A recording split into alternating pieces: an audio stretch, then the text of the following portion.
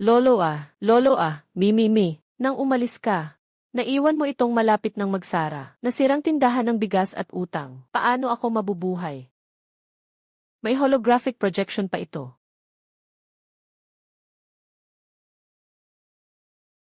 Walong piraso ng EBS. Pwede ko bang mapanood ng libre ito?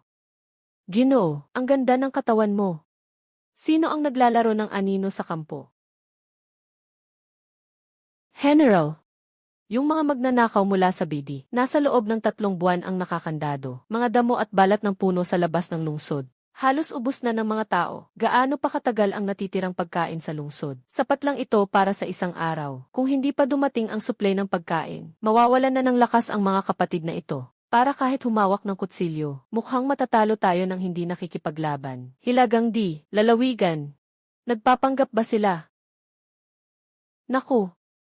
Gamit pa rin ba ang touchscreen? Pero itong kahon na ito ay kaya pa magpadala ng tunog. Kaya rin bang magpadala ng bagay? Itong mga lumang bigas na ito ay nakatambak sa, hindi maibebenta kahit anong gawin. Subukan mong tikman, kahit pa malunod sa tubig, walang pakialam kahit mangyari pa.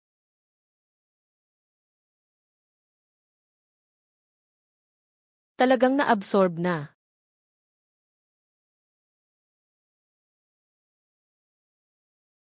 Yung mga butil ng bigas ay malinaw na parang mga perlas ng jade. Tanim natin sa ating sakahan. Hindi pa rin tumutubo kahit 3 season. Ang ganyang kasarap na bigas, kahit na ang mga reyna sa palasyo na nagdadala ng espesyal na bigas, hindi siguro kasing bango nito.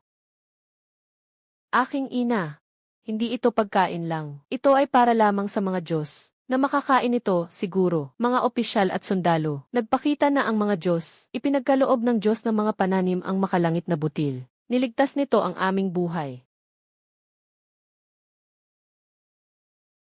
Pinalaki ng 10 beses. Kung ganyan, ibubuhos ko ang isang sako ng bigas. Sa susunod na malakas na pag-ulan ng nyebe, gusto kong makita gaano kakayang sumipsik. Grabe naman. Itong kasing laki ng palad ay tila isang walang hangganan. Napakalaking halaga ng mataas na kalidad. Na bigas na biglang lumitaw, hindi ito kayang gawin ng tao. Isang munting bigas lamang ito. Hindi naman. Ganito kasing busog ang mga butil. Sariwang bigas na napakagandang tingnan. Karaniwang mga tao, kahit sa buong buhay nila, mahirap nilang makakain ito. Ako si Lu Huijin, ang hari ng Jingbe. Kasama ko ang 100,000 hukbo sa Yanliangguan. Ako'y taimtim na nakikiusap sa Diyosa ng Langit. Muling magligtas ng isang buhay. Hindi rin naman masama na tulungan kayo. Pero sa larangang ito, sobrang dami ng tao. Hindi ako sanay. Una mong paalisin ang iba. Tayo lang ang mag-usap. Lu Feng, lahat ng tao palabasin sa labas ng tolda. Sa loob ng 3 talampakan, huwag papasukin ang sinuman. Para sa utos ng pinuno, ang mga warlord ang magpapasya. Sumusunod ang huling kawal.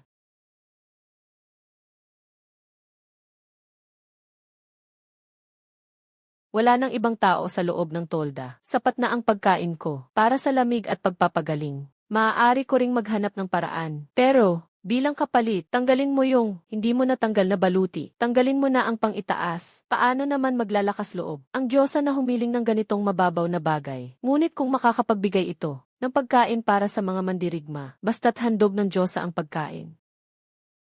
Ako'y aalis na. Pupunta ako. Talagang totoo ang mga armas na hinubog sa laban sa larangan. Ang mga linya at ang lakas. Nakuha sa ihin. Talagang hindi maihahambing. Sobrang galing. Huwag kang mag-alala, gwapo. Hindi kita papabayaan na magutom. Salamat sa biyaya ng Diyosa.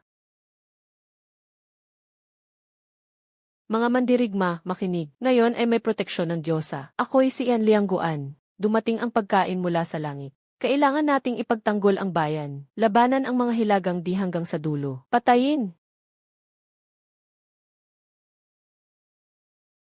Sige na. Hanggang dito na lang tayo ngayon. Naglipat ng bigas buong gabi. Pagod na ako.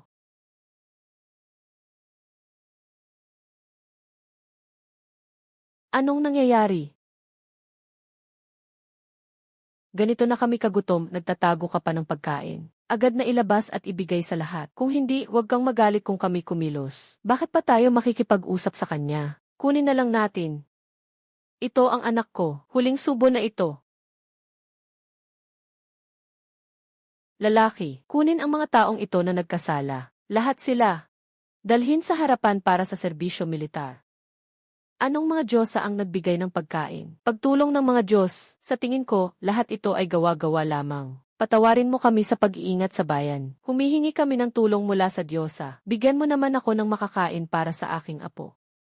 5 araw na siyang hindi nakakakain ng kahit isang butil ng bigas. Lu Feng, ako ang nagbabantay sa bayan na ito. Tama ba o mali ang aking ginagawa? Kung hindi dahil sa pagtatanggol ng lungsod, paano aabot ang mga karaniwang tao? Umabot sa puntong kinakain ang kanilang mga anak. General. O Diyosa sa itaas, ako, Lu Huijin, handang ialay ang lahat ng ari-arian ng tahanan ng General. Nang humiling na magpakita ng himala ang Diyosa, palitan ang malamig na hangin, 100 ng buhay para sa buong lungsod. Hindi ito isang palabas, ito ay isang tunay na mundo. Isang general na napakayabang. Nagmakaawa sa akin ng mababa ang loob. Walang pakialam kung ito ay isang walang hangganan. O ano paman. Kaya kong iligtas ang ilan kahit ilan. Hinding-hindi ko siya papayagang mawalan ng pag-asa ng ganito.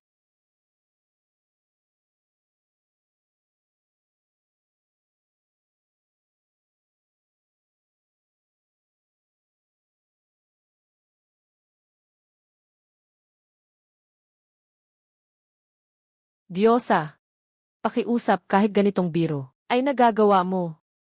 Kung naniniwala ka na kaya kong ipagtanggol ang lungsod na ito, hinding-hindi kita bibigyan.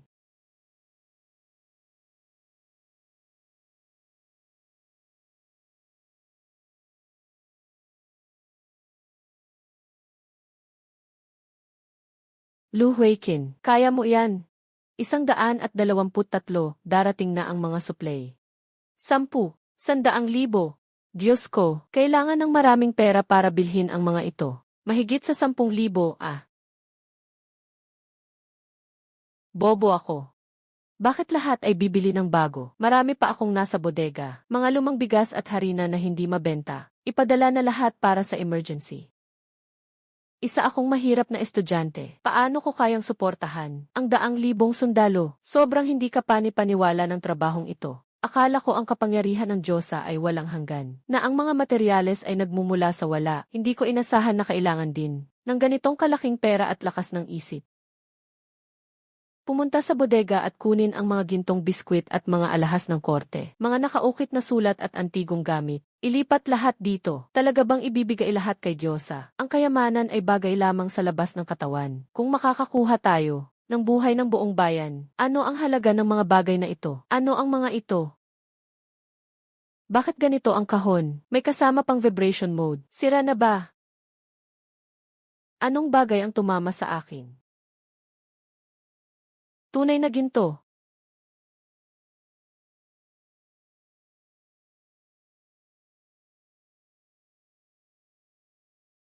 Yaman na, ang perang ito, hindi ko mauubos sa buong buhay ko. Lu Huiqin.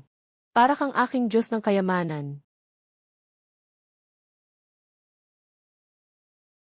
Boss, lahat ng mga bigas, harina, langis, at gulay sa bodega mo. Akin na lahat yan. Ibigay mo sa akin lahat ng meron. Itong mga sariwang baboy, ipak mo rin at dalhin ko na. Naku, kayamanan. Magiging mayaman na ako. Ayos na. Sapat na ito para sa kanila sa loob ng ilang panahon. Hoy, Lu Huiqin. Nandyan ka ba? Nakakuha ako ulit ng malaking bilang ng magagandang bagay, hindi lang pagkain. Maghanap ka ng mas malaking espasyo sa bayan at ipaalis ang mga tao para walang masaktan. Huwag kang mag-alala. Sige po. Aasikasuhin ko na ito. Ang karne ay kasing lapad na ng palad. Huwag nang pag-usapan ang mga inaalaga ang baboy tuwing Pasko. Ito ay tulad ng mga pagdiriwang ng estado sa mga nakaraang taon at mga salusalo ng tagumpay sa hukbo na hindi pa ako nakakakita ng ganito. Ka-juicy at kasariwang karne. Kamakailan lang kami ay kumakain na ng balat ng puno at ugat sa loob ng 3 buwan na hindi nakatikim ng kahit kaunting mantika. Ang amoy ng karne na ito ay gusto kong lunukin kasama ng aking dila. Nabuhay ako ng mahigit 30 taon. Walang baboy sa bahay ng mayaman na ganito kalaki. Kapag natikman ko ito, sulit na ang susunod na buhay ko.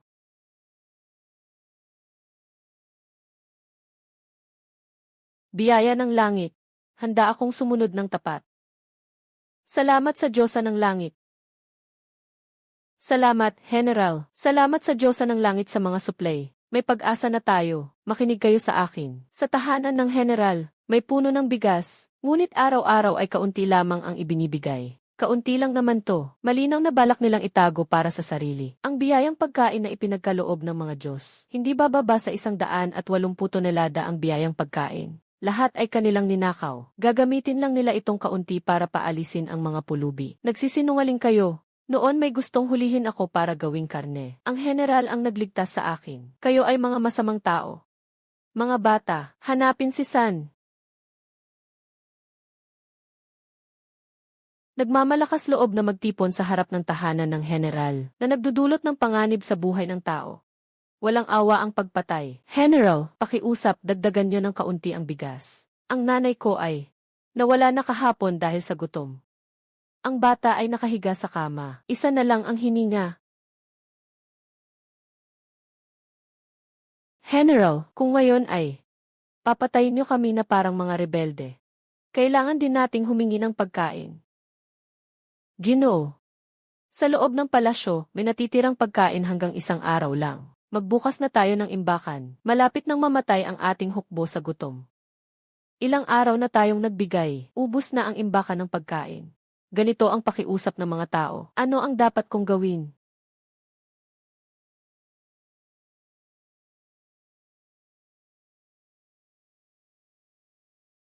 Napakataas ng purong ginto ninyo. 10,000 lahat. Agad akong magta-transfer sa inyo. 10,000. Hindi ito isang panig na tulong. Siyempre, ito ay isang 2 panig na pagsisikap. Daan ng suplaya. Sobrang kumikita ang negosyong ito. Lu Huiqin. Agad na dalhin ang lahat. Sa pinakamalaking plaza, hanapin ang isang maluwag na lugar. Ibibigay ko sa inyo ang malaking alon. Totoo ang sinabi ng Diyosa. Huwag nang mag-aksaya ng salita, umalis na agad. Mga mamamayan, makinig kayo.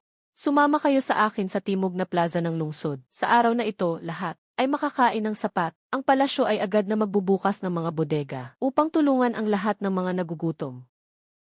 Kahit ang pinakamainam na harina sa masaganang taon, ay hindi kasing tamis at kasing lambot nito. Binigay na pagkain ng Diyosa, talagang pagkain ng mga Diyos. Ang bigas na ito ay napabango. Sobrang masarap kumpara sa dati. 100 beses na mas masarap. Nagpakita ang Diyos. Salamat sa Diyosa sa pagligtas.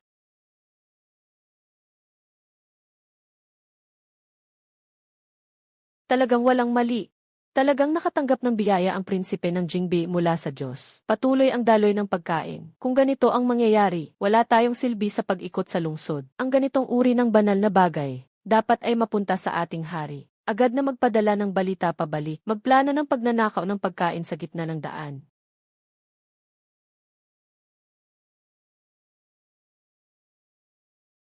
Suihi, narinig ko na kamakailan lang ay kumita ka ng malaking pera. Bumili ka na naman ng sasakyan at nagrenta ka pa ng buong bodega. Kung paano ko gagastusin ang pera ko? Anong pakialam niyo doon? Ang mabuting aso ay hindi nakaharang. Umalis ka.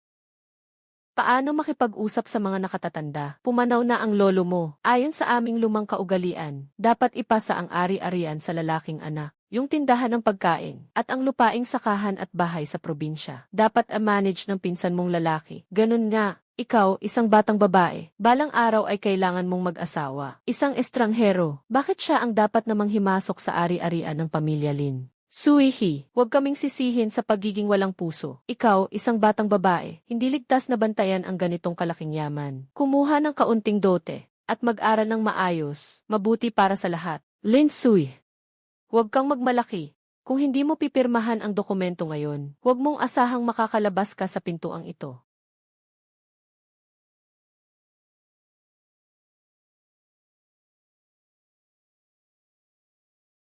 Si Lin Jianjun, ang lolo ko, ay kakalabas lang. Bumalik kayo dito para magnakaw. Magnakaw? Sasabihin ko sa iyo ang totoo. Yung testamento ng lolo mo, matagal na naming ginaya. Itong lupa at sakahan ay nakatakdang mapunta kay Lin Jianjun. Kahit na magreklamo ka, walang maniniwala sa iyo. Ikaw, batang babae, Narinig mo ba, kung marunong kang makisama, pumirma ka na lang. Makaabot ka pa ng kaunting benepisyo. Kung hindi, may masamang mangyayari sa'yo. Ang gusto lang ay aminin niyo ang kasalanan. Lin Jae-jun. Alam ko na ako'y nagkamali, ngunit kailangan ko pang ayusin ang mga libro ng account ng mga nakaraang taon, at ibigay ito sa iyo. Kung hindi maayos ang turnover, maapektuhan ang dividend ng farm sa susunod na quarter. Mabuti at may isip ka, bata. CJ, bibigay ako sa iyo ng ilang araw pa. Magmadali kang ayusin ang mga libro ng account. Pero si Lin Jae-jun, ang tindahan na ito ay gulo-gulo dahil sa inyo. Sobrang kalat. Natakot na ako at nawala ng lakas para magtrabaho. Mas mabuti pa, tulungan ninyo akong linisin ito para maging maliwanag ang paligid. Mas mapapadali ang pag-aayos ko ng talaan ng account. Mas maaga ka ring makukuha ang pera, ma.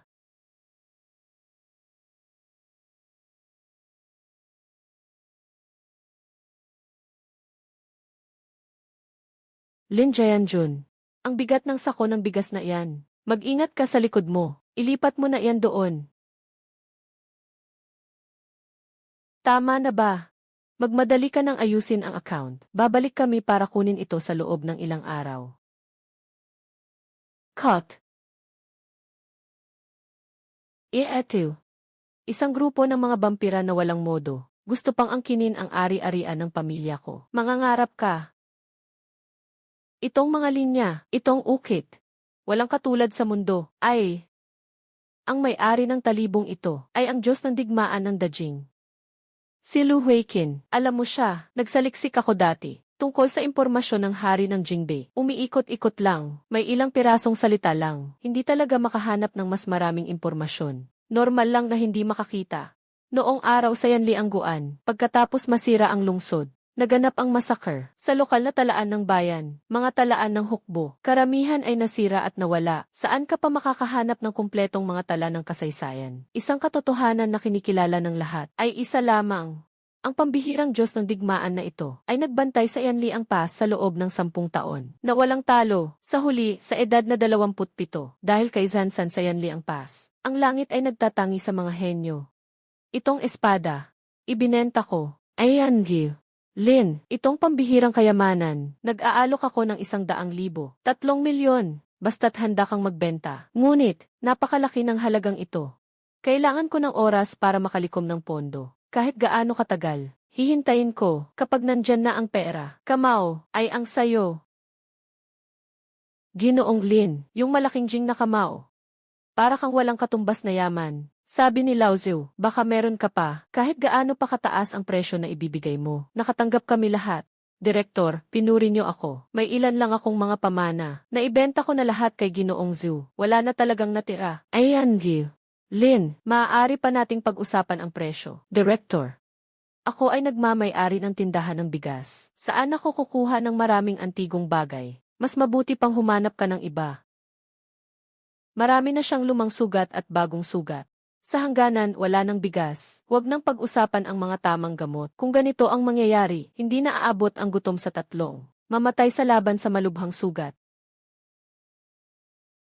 Magandang babae, bumili ka ng kaunti. Ang gamot sa sipon ay nasa kaliwa. Ang bitamina ay nasa kanan. Lahat ng gamot sa tindahan nyo. Kung gaano karami, kailangan ko lahat. Ibigay mo sa akin lahat. Lahat. Lahat ay kasama. Nagbibiro ka ba? Ito ang aming punong tindahan. May daan-daang kahon sa bodega. Hindi ako nagbibiro. Daan-daang kahon, di ba? Agad na bilangin at kalkulahin ang kabuang halaga. Diretso na lang. Aba, Diyos ko. Saan galing itong Diyos ang mayaman? Sabi sa kasaysayan, ikaw ay 13 taon na nakipaglaban. Ngunit ngayon, nais kong ubusin ang lahat sa butika. Kailangan kong makuha ito mula kay Yama. Ibabalik kita. Tingnan natin kung sino ang may lakas na kunin ang buhay mo. Diyos ko, dumating na ba ang katapusan ng mundo? Ganito ba ang sitwasyon? Parang gusto nilang ubusin ang lahat ng tubig sa supermarket. Magandang araw po, Ginoo. Ano po ang maitutulong ko? Group buy ba? Nasa ilalim ng lupa ang aming bodega. Marami pang stock. Gusto mo bang magpalit ng mga produkto? Kahit gaano karami, ilipat lahat. Ilipat mo lahat sa area ng pag-unload sa labas. Babalikan ko mamaya ang bayad. Pagkatapos 10 dake ang laki. Ang mga bagay na ito, sapat na para sa buong lungsod na militar at sibilyan na makakain ng ilang araw. Ng ilang araw. At pati na rin ang mga medikal na libro na ito. Kailangan kong ilipat ang buong tindahan ng libro. Ang mga medikal na libro sa larangan ng digmaan. Ilagay mo sa tindahan ko. 10 taon na walang bumili. Itatapon na lang bilang papel na basura. Sigurado ka bang hindi mo ito nalito? Hindi ko nalito. Ito lang. Ibigay ang mga librong ito kay Lu Huijin at sa kanila. Kapag natutunan na nila, mas magiging magaan ang buhay. Tumingin sa magandang dalaga. Hindi ko akalain na may problema sa isip. Mabilis na aksyon. Tinanggihan ng korte. Lahat ng hiling na suplay ng pagkain at gamot sa sugat. Ano? Kalahati ng mga sundalo sa harapan ay nasugatan. Hindi nagbibigay ang korte ng pagkain at gamot. Hindi ba't pinipilit tayo nito? Naipadala ang 100,000 kapatid para sa 3. Hindi lang iyon. Nagsasampa pa ng impeachment ang mga taga-suporta ng kapayapaan. Ang prinsipe ay may sariling hukbo. Inutusan ng emperador ang prinsipe na huwag manguna sa pag-atake. Naghihintay sa utos.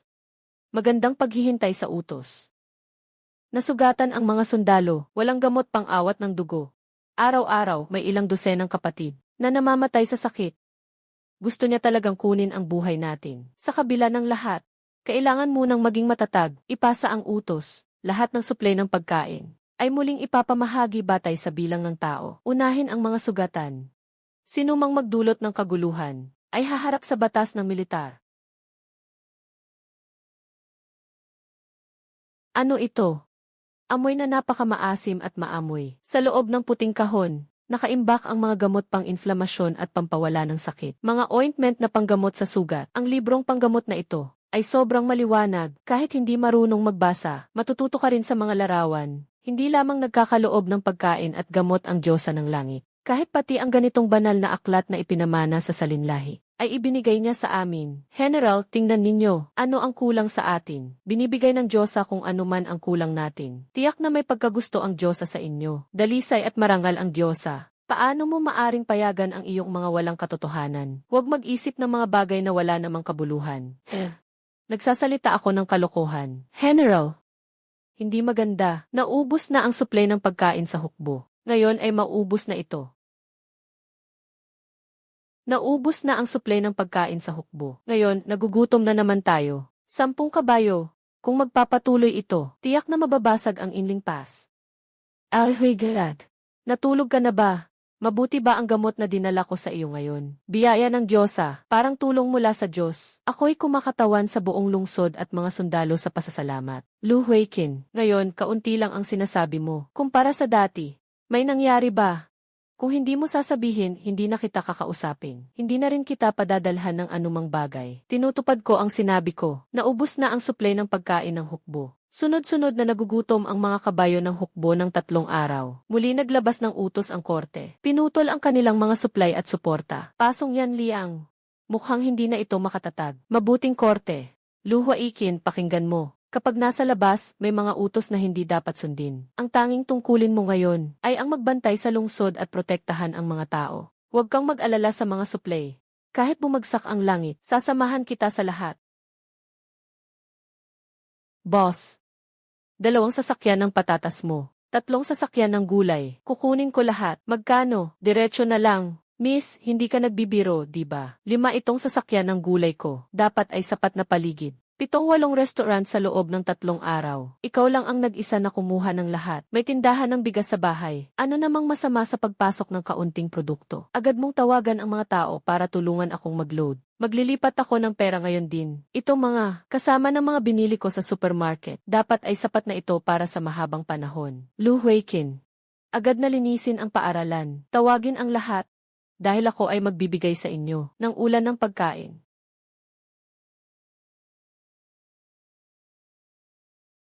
Talaga bang darating ang Diyosa? Halos kalahating oras na tayong naghihintay.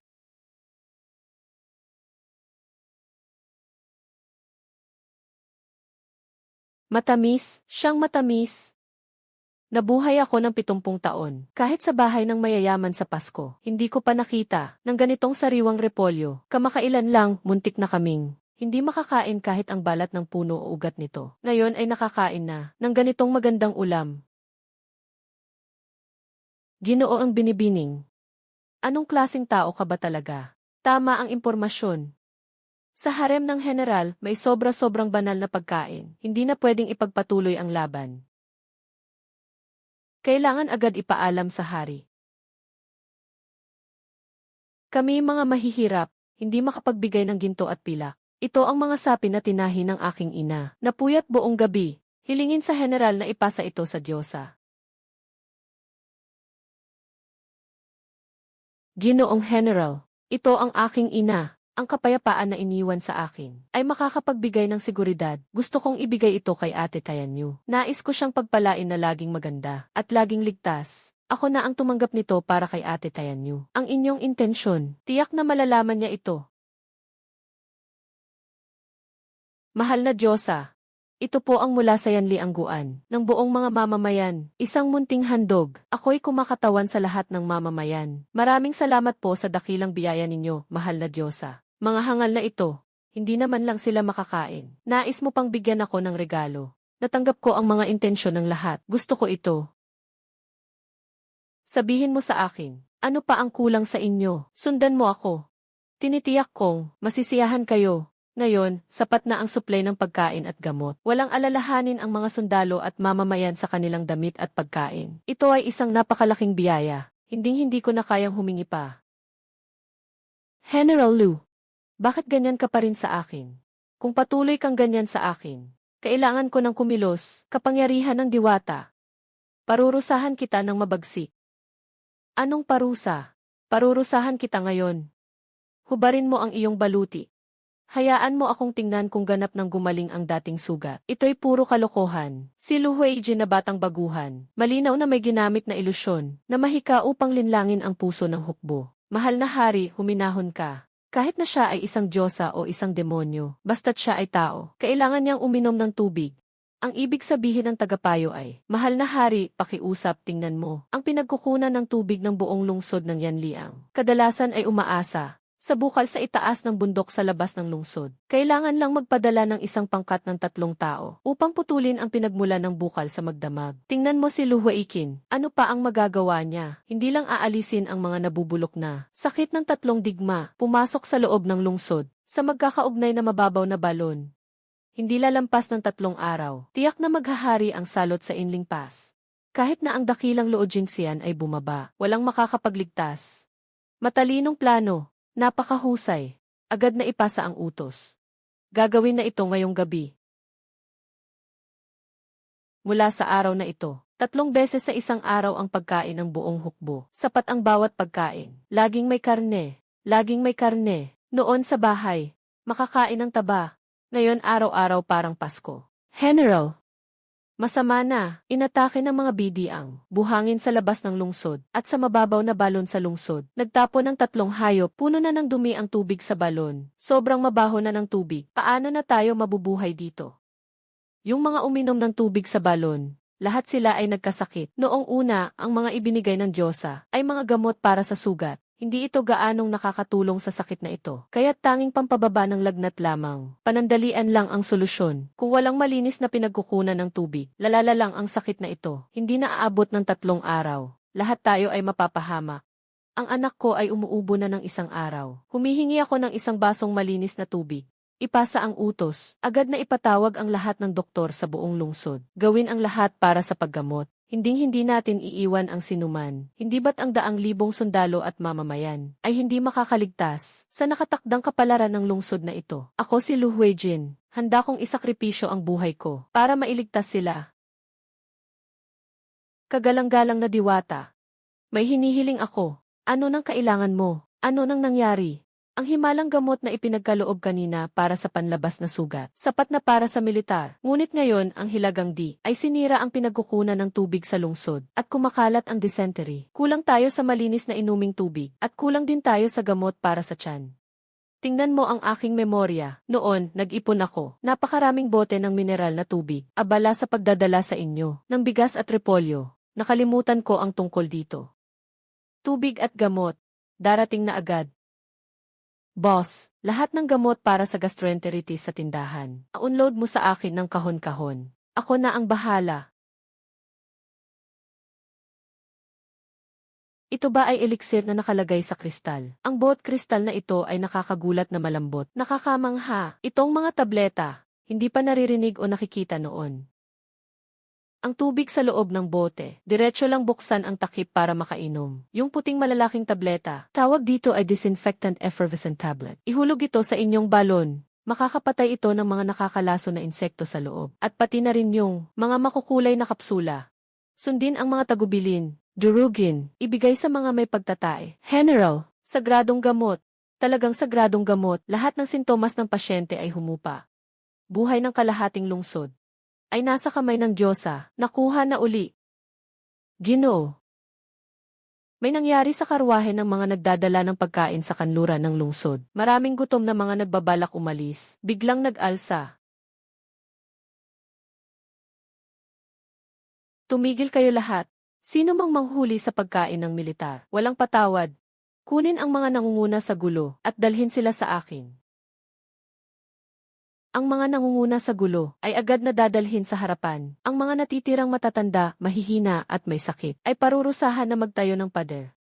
Simula ngayon, ang tahanan ng general ay araw-araw sa timog ng lungsod. Magtayo ng tolda ng lugaw. Bawat isa, ayon sa rehistro ng tahanan, makakakuha ng isang mainit-init na lugaw na may karne na niluto mula sa sagradong butil. Hindi na kailangang mag-agawan. Huwag sumigaw. Dumating ako ngayon para maghatid sa tagapangasiwa ng isang napakalaking kayamanan. Ang 10,000 hukbo ng bidi ay nakapaligid na sa Yanliang Pass na walang makakalusot basta't handa kang maging tagapagsalita. Ipaalam mo sa akin ang tunay na kalagayan ng mga supply sa loob ng lungsod at ang mga balita tungkol sa depensa. Hintayin mo ang araw na masira ng aking hukbo ang lungsod. Ikaw ang pipiliin bilang tagapangasiwa ng supply sa Yanliang Guan. Gagantimpalaan ka ng 100 pirasong ginto at 1,000 munang lupa para sa ani. Ano sa tingin mo? Magandang negosyo ito. Hindi ka mawawalan. Hindi ako pinabayaan ng general. Ang pagkain na ibinigay ng Diyosa ay nagligtas sa buhay ng buong pamilya ko. Paano ko magagawa ito? Bilang isang taksil na mas masahol pa sa baboy at aso, mas mabuti pang sumunod sa plano. Ang tao ay nagiging masama dahil sa kayamanan. Ang ibon ay namamatay dahil sa pagkain. Ang negosyong ito ay ginawa ko.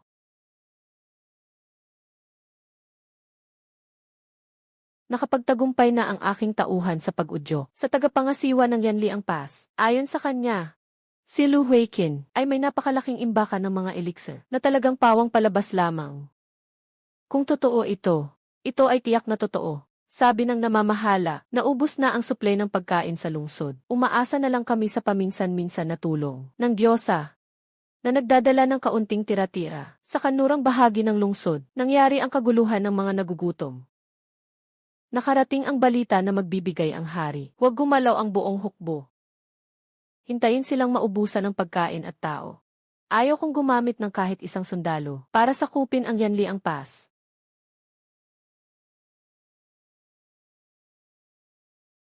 General, noon ay naligaw ako ng landas. Mabait po kayo at pinapakain pa ako.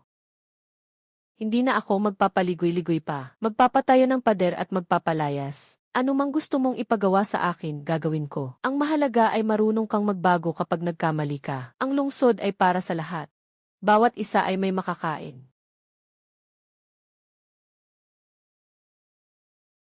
Siyam.0 nangangakong susunod kay General. Nangakong susunod kay General Lan. Nangangako ng 3 katapatan sa Diyosa. Ngayon ay nagbukas ang lugawan. Naging maayos ang mga tao at kusang tumutulong sa pagsasaka at pagtatayo ng lungsod. Huwag kang mag-alala, tiyak na poprotektahan ko ang Yanliang Pass at aalagaan ang lahat ng tao sa lungsod. Hindi ko kailanman bibigin ang iyong intensyon. Siyempre naman, hintayin mong manalo ka at mapalayas ang mga bidi. Bibigyan pa kita ng mas magandang bagay. Tiyak na hindi mo pa ito nakita. General, kagabi may espiyang bidi na sumingit sa kampo ng mga tauhan. Pinilit mong gawing inside agent ang mga tauhan. Ay naku, yung maliit na pilyo na kumakain sa loob at labas. Binigyan ka ng langit ng pagkain at iniligtas ang buong pamilya mo. Hindi ka binigo ng general. Talagang naglakas loob kang magtaksil at magrebelde. Ipapako na kita ngayon para sa bandila. Haring Ginoo, mangyaring magpaliwanag kayo, buhay ng buong pamilya namin, ay ibinigay ng General at ng Diyosa. Kahit na ako'y mapatay sa ilalim ng kutsilyo, hindi ko kailanman ipagkakatiwala ang Yanliang Pass. Lu Feng, umuwi ka na. Kung talagang may balak kang magrebelde, hindi ka na dapat maghintay pa upang magulat. Sabihin mo, ikaw at ang impormante na iyon, ano ba ang sinabi mo sa kanya? Kagabi, nagbigay ako sa impormante na iyon ng peking impormasyon. Sinabi kong ang supply ng pagkain sa tahanan ng General, tanging sapat lamang para sa 5 araw. Sumiklab na ang kaguluhan sa lungsod. Naniwala ang espiya na iyon. Sa magdamag, umakyat sila sa pader ng lungsod. Umalis sila ng lungsod at bumalik sa kampo. General, kung kumalat ang peking balitang ito, maaaring ang mga tagahilaga ay maglalaro ng anumang panlilinlang. Ano nang gagawin natin ngayon? Bakit ka nag-aalala? Kung gusto niyang maghintay, maubos din ang ating pagkain, kaya't susundin natin ang kanyang nais. Magsimula ng bawasan ang pagkain sa harapan. Magpalabas ng balita na naubos na ang pagkain. Magpakita ng pagod ang mga bantay sa pader. Magpanggap na mahina. Sa araw na ang mga bidi ay magpapalakpakan ng hukbo upang atakihin ang lungsod. Doon tayo magpapanggap na nakasara ang pintuan at magpapalayok sa kanila. Sa oras na hulihin natin sila sa loob. Sumusunod ang huli kong utos. Handa akong magpatuloy, makipaglaro sa mga lihim na tauhan. Panatilihin nating matatag sila, hindi natin sila pababayaan. Mapansin kahit kaunting kapintasan. Mahalaga ang usaping ito. Tiyaking mahigpit na itago ang lihim. Mag-ingat sa sarili.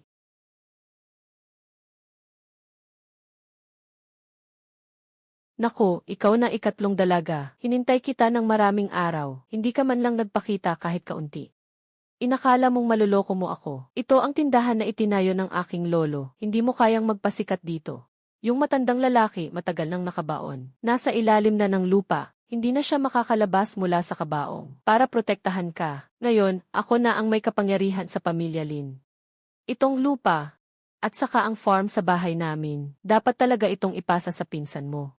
Kung hindi ko masira itong sira-sirang tindahan, ng todo-todo, hindi ako dapat tawaging Lin. Lin Jianjun. Sa harap ng araw, nagdala ka ng tao para manira at magnakaw. Wala akong takot na i-report ka sa pulis. CJ, i-report mo. Sasabihin ko sa'yo ang totoo. Matagal ko nang sinabi sa mga supplier dito na huwag makipag-ugnayan sa'yo. Sino ang maglakas loob na maghatid sa'yo ng kahit isang butil ng bigas o isang sako ng harina? Yung makipag-away sa akin, si Lin Jianjun. Walang stock, walang customer. Nakikita ko itong sirang tindahan mo. Kaya pa bang tumagal ng ilang araw? Lin Jianjun, bakit ka pa umiikot-ikot ng ganito? Ano ba talaga ang balak mong gawin? Bigyan kita ng 3 araw. Pirmahan mo itong kasunduan sa paglilipat. Tindahan ng pagkain, lupaing pangtahanan, magsasaka, lilipat lahat sa iyong pinsang lalaki. Kung hindi ka pipirma pagkatapos ng 3 araw, papayagan kitang manatili dito na hindi ka na makakabalik pa. Lu Huiqin, kamusta dyan sa inyo? Walang nangyaring masama, di ba? Mahal na Diyosa, ayos lang dito sa amin. Ngunit iba ang boses ninyo. Mas tahimik kaysa dati. Hindi ba kayo nakapagpahinga ng maayos? Saan meron? Ito ay sa hapon na nag-aayos ng mga produkto. Sumigaw ako ng 2 beses. Medyo tuyo lang. Ayos lang ako. Sobrang abala sa negosyo. Pero ang Diyosa ay nakatagpo ng isang mahirap na sitwasyon. Sige lang, sabihin mo. Sisikapin kong protektahan ka. Bakit ka nag-aalala? Ayusin mo lang ang iyong sariling bagay. Kunin mo muna ang mga gintong barya para sa agarang pangangailangan. Ang set na ito ng alahas ay iniwan ng aking ina noong siya ay nabubuhay pa. Maaari itong ipagpalit sa malaking halaga ng pera. Yung uhay ng mais ay akin mismong inukit. Hindi ito gaanong halaga, kundi isang munting pasalubong. Bakit mo ito ginugugol ng oras? Walang dahilan. Nailigtas mo ang buhay ng 100,000 residente sa Yanliangguan. Ano ba ang halaga ng mga bagay na ito? Kung hindi pa sapat, ibebenta ko na ang tahanan ng General para makabawi. Napakalaking bagay. Huwag mong pasanin ito mag-isa.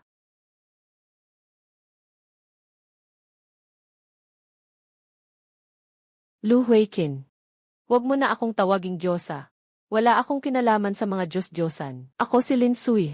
Isang karaniwang estudyante sa kolehiyo lang. Pumanaw na ang lolo ko. Yung mga kamag-anak sa bahay ay dumating para agawin ang mana. Sinira ang tindahan ko. Wala na akong natira mula sa Maliit na tindahan na iniwan ng lolo ko. Halos hindi na kayang ipagtanggol. Yung bigas na ipinadala ko sa inyo dati ay galing sa tindahan ko. Mga lumang bigas na hindi na ibenta. Wala akong gaanong kapangyarihan. Nakita ko itong kahon. Sa pagitan ko at ni Yan Liang. Sa puso ng daang libong mamamayan. Matagal mo nang nalampasan. Lahat ng Diyos sa langit. Kahit na ikaw ay isang ordinaryong babae, nakaligtas ka na ng libo-libong buhay. Sana ay hindi lang ako ang makapangalaga sa'yo at maprotektahan ka. Huwag mo nang pilitin akong maniwala sa mga guni-guni. Huwag kang mag-alala. Hindi rin ako basta-basta na maapektuhan. Bukas, pupunta ako sa syudad para maghanap ng pinakamagaling na abogado. Kailangan talagang tanggalin sila ng isang balat.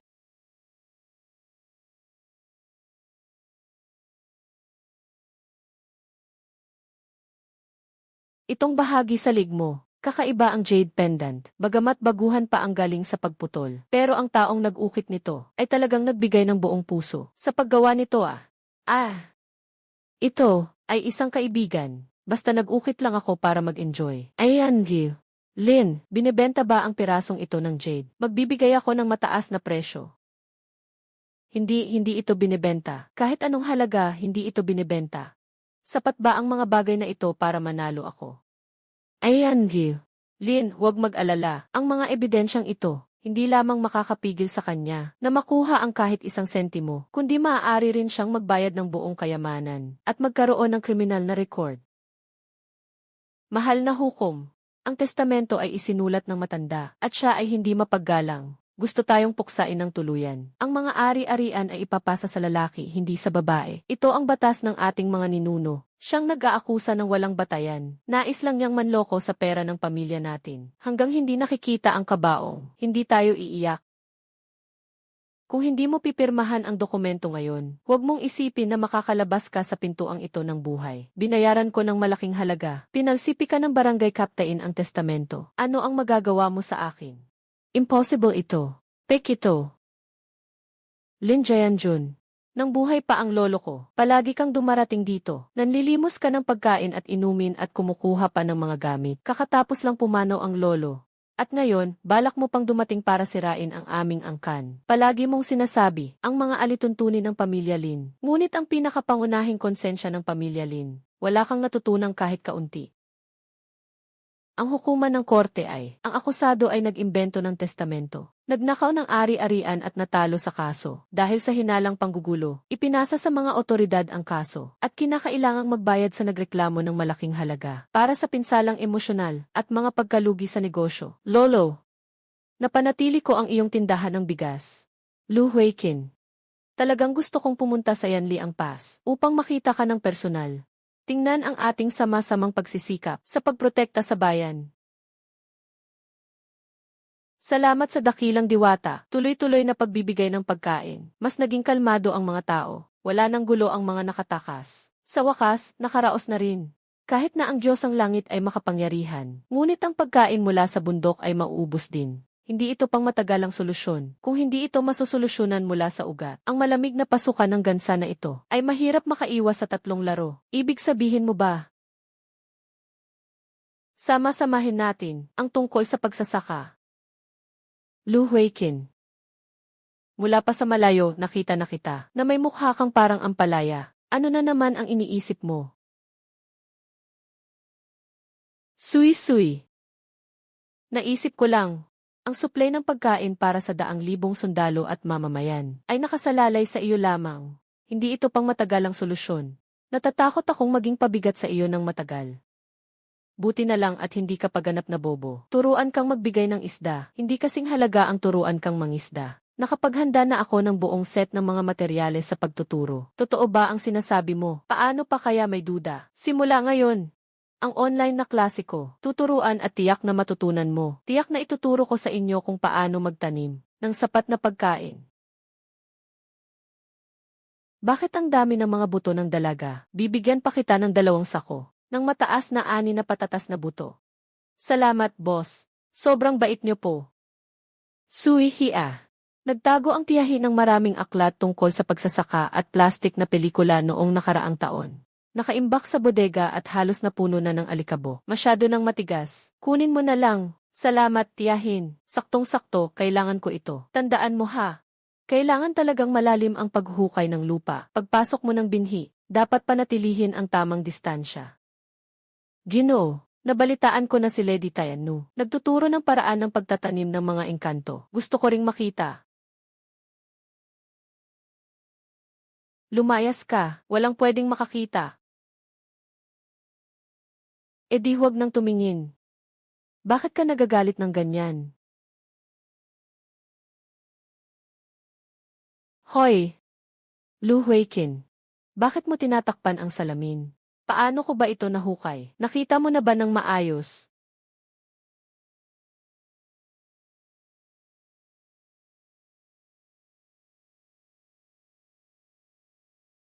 Baka naman nahihiya ka. Dakilang general, sa isang sulyap lang sa braso't binti. Nataranta ka ng ganito, hindi dapat maghaplos ang lalaki at babae. Huwag tumingin sa hindi nararapat. Mabilis, isuot mo na ang damit. Sige, isuot na, isuot na. Mahigpit si General Lu sa alituntunin. Masyadong mahigpit ang mga patakaran ni General Lu. Hindi ko kayang saktan ka. General, ang tubig ay dumadaloy pababa. Ito ay itinakda ng mga batas ng langit. Paano magiging posible na umakyat ang tubig? Tama nga, General. Nagtrabaho kami sa lupa buong buhay namin. Wala rin akong narinig na ang tubig ay kayang umakyat ng mag-isa. Ito ay isang paraan na itinuro ng Diyosa. Posible ba? Malalaman natin kapag sinubukan. Ang Diyos ay nagpapakita. O Diyos! Talagang bumabalik ang tubig. Saan ba ito ay isang mekanismo? Ito ay malinaw na, ang mahika ng Diyosa ng langit. Saan? Lahat ito ay dahil sa mahusay na pagtuturo ng guro sa tubig. Salamat sa 9 na taong obligadong edukasyon. Salamat sa elective na kurso sa irigasyon sa universidad. Hindi ako pinabayaan sa aking mga grado. Kung hindi dahil sa drama ng charlatan na to, hindi na talaga ako makakanta ng maayos. Mas marami kaming biniling plastic film ngayong taon. Nilalagay sa bakuran, nakakabawas ng space. Sayang naman kung itatapon. Tia Wang, yung plastic film at kawayan nyo, ayaw nyo na. Ibibigay ko na lang sa akin lahat. Kukunin ko na lang to para gumawa ng kaunting eksperimento. Kunin mo. Lahat ibibigay ko sa'yo. Walang halaga tong bagay na to. Kung sa akin ito, ituturing ko lang basura at susunugin. Walang halaga. Kung dadalhin ito sa Yanliangguan, aba, mahalaga ang selulang ito para sa buhay.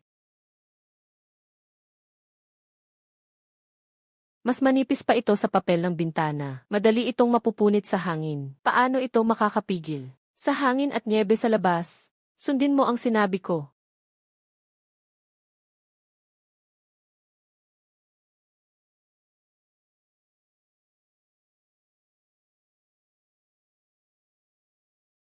Selulang ito. Selulang ito ay para sa pag-iwas sa lamig at hangin. Malakas ang snow sa labas. Mainit dito, parang tagsibol. Ang kayamanan ng Diyosa, talagang kayang baguhin ang kapalaran.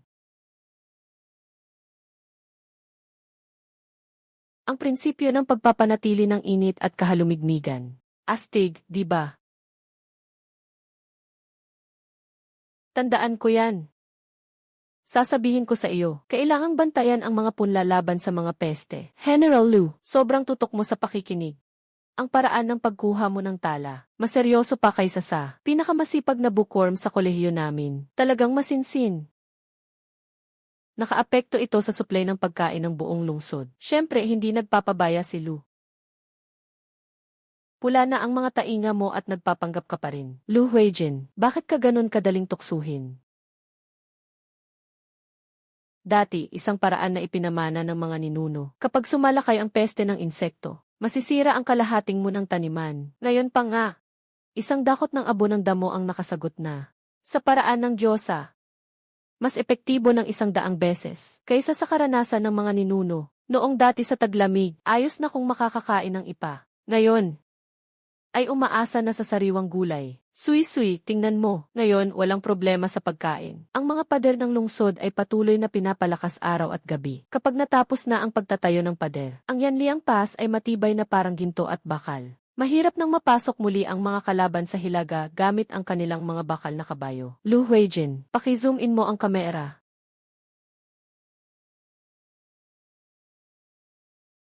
Kayo talaga ay gumamit ng dilaw na putik para sa pader. Ang pader na ito na gawa sa dilaw na putik ay mukhang matibay. Babatuhin ito ng malaking katapult. Hindi ito tatagal ng 3 beses at tiyak na mababasag. Ipapakita ko sa iyo na babagsak ito. Ano ang dapat gawin? Agad na itigil ang trabaho. Hindi kayang pigilan ng pader na ito ang hilagang di. Bukas, tuturuan ko kayong gumawa ng isang na 10,000 beses na mas matigas kaysa bato. Lupang immortal.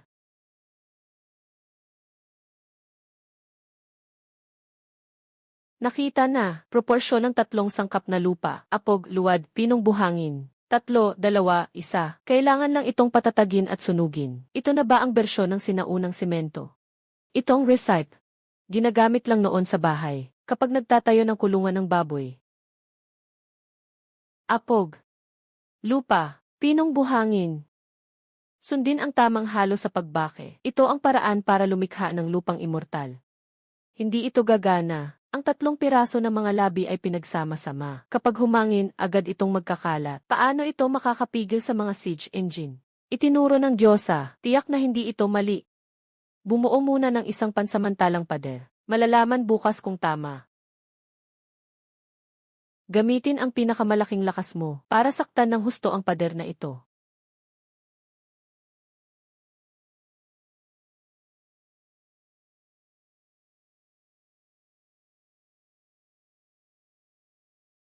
Paano ito posible? Sa isang palo lang, walang kahit na kaunting hukay. Ako na isang matandang manggagawa sa buong buhay ko. Grabe talaga. Ang swerte naman. Kung may ganitong pader na itinayo mula sa mahiwagang lupa, kahit bumagsak ang kidlat mula sa langit, ang ating pasong Yanliang ay tiyak na mananatiling matatag. Ipasa ang utos. Itigil ang pagtatayo ng mga pader mula sa dilaw na luwad sa buong linya. Lahat ay gagamitin ang 3 bahagi ng lupa.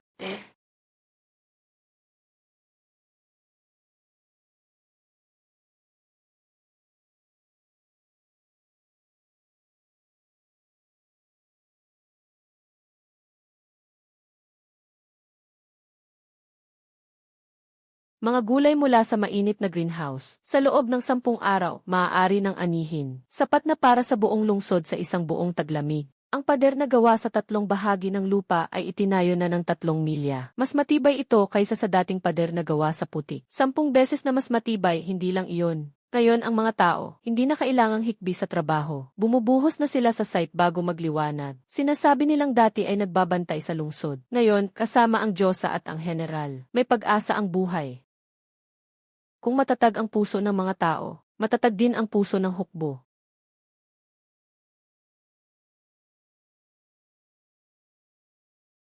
Sui-sui. Kung wala ka, ang Yanguang Pass ay matagal nang isang lungsod. Sui-sui. Tiyak na iingatan ko ang magandang lupain na ito at ang lahat ng buhay na iyong ibinigay. Umaasa lamang na isang araw ay makikita kita ng personal at masabi sa iyo ng direkta. Salamat.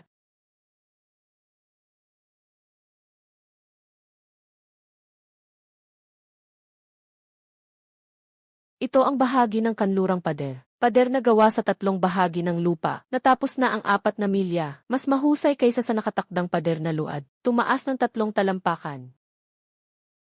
Bumagsak ang malaking bato. Naiwan lang ang isang mababaw na bakas. Napakatibay. Siyempre, ang resipe na ito ay napatunayan sa loob ng libu-libong taon. Noong nakaraang taon, umabot ang siege sa ganitong oras. Nagsara na ang ilaw ng bawat tahanan. Ngayon, ang mga tao ay may lakas pang lumabas sa gabi.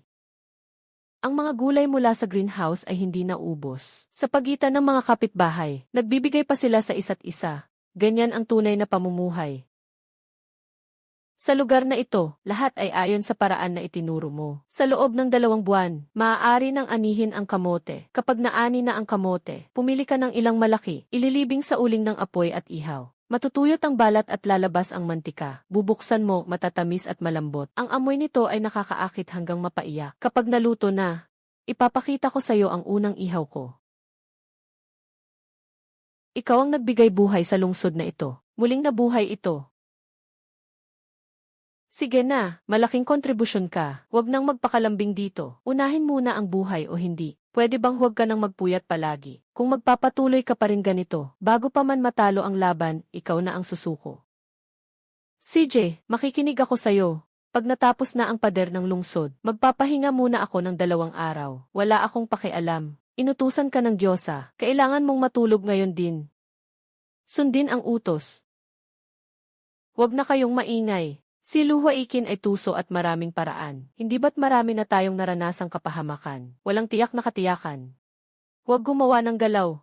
Panginoon, huwag po kayong magalit. Sa tingin ko, mas mabuti kung magpadala tayo ng 3 pinakapiling mandirigma. Sumilip ng palihim para alamin ang tunay na kalagayan. Kung talagang ubos ang supply at pagod na ang mga sundalo. Pagkatapos, sabay-sabay tayong papasok sa lungsod. Tiyakin na walang anumang pagkakamali. Ikaw na. Sasama tayo sa Yanliang Pass ngayong gabi. Siguraduhing makuha ang impormasyon tungkol sa mga supply at depensa sa lungsod. Sa mga nakaraang araw, puro bigas at gulay ang naipadala. Araw-araw ay nilagang repolyo ang kinakain. Siyempre, nakakasawa na ito. Para sa moral ng mga tao, kailangan ng upgrade ang pagkain. Bumili ng napakaraming toyo at suka. Magbubukas ng restaurant. Wala. Nakaimbak sa bahay. Mura. Kapag mayroon na ng mga pampalasa na ito. Ngayong gabi, hayaan si Yanli ang na magluto. Tikman mo ang modernong ginisa. Ang toyo at soy sauce na ibinigay ni Haring Babae. Para kang nakatikim ng Diyos. Ang amoy na ito, parang kukunin ang kaluluwa ko.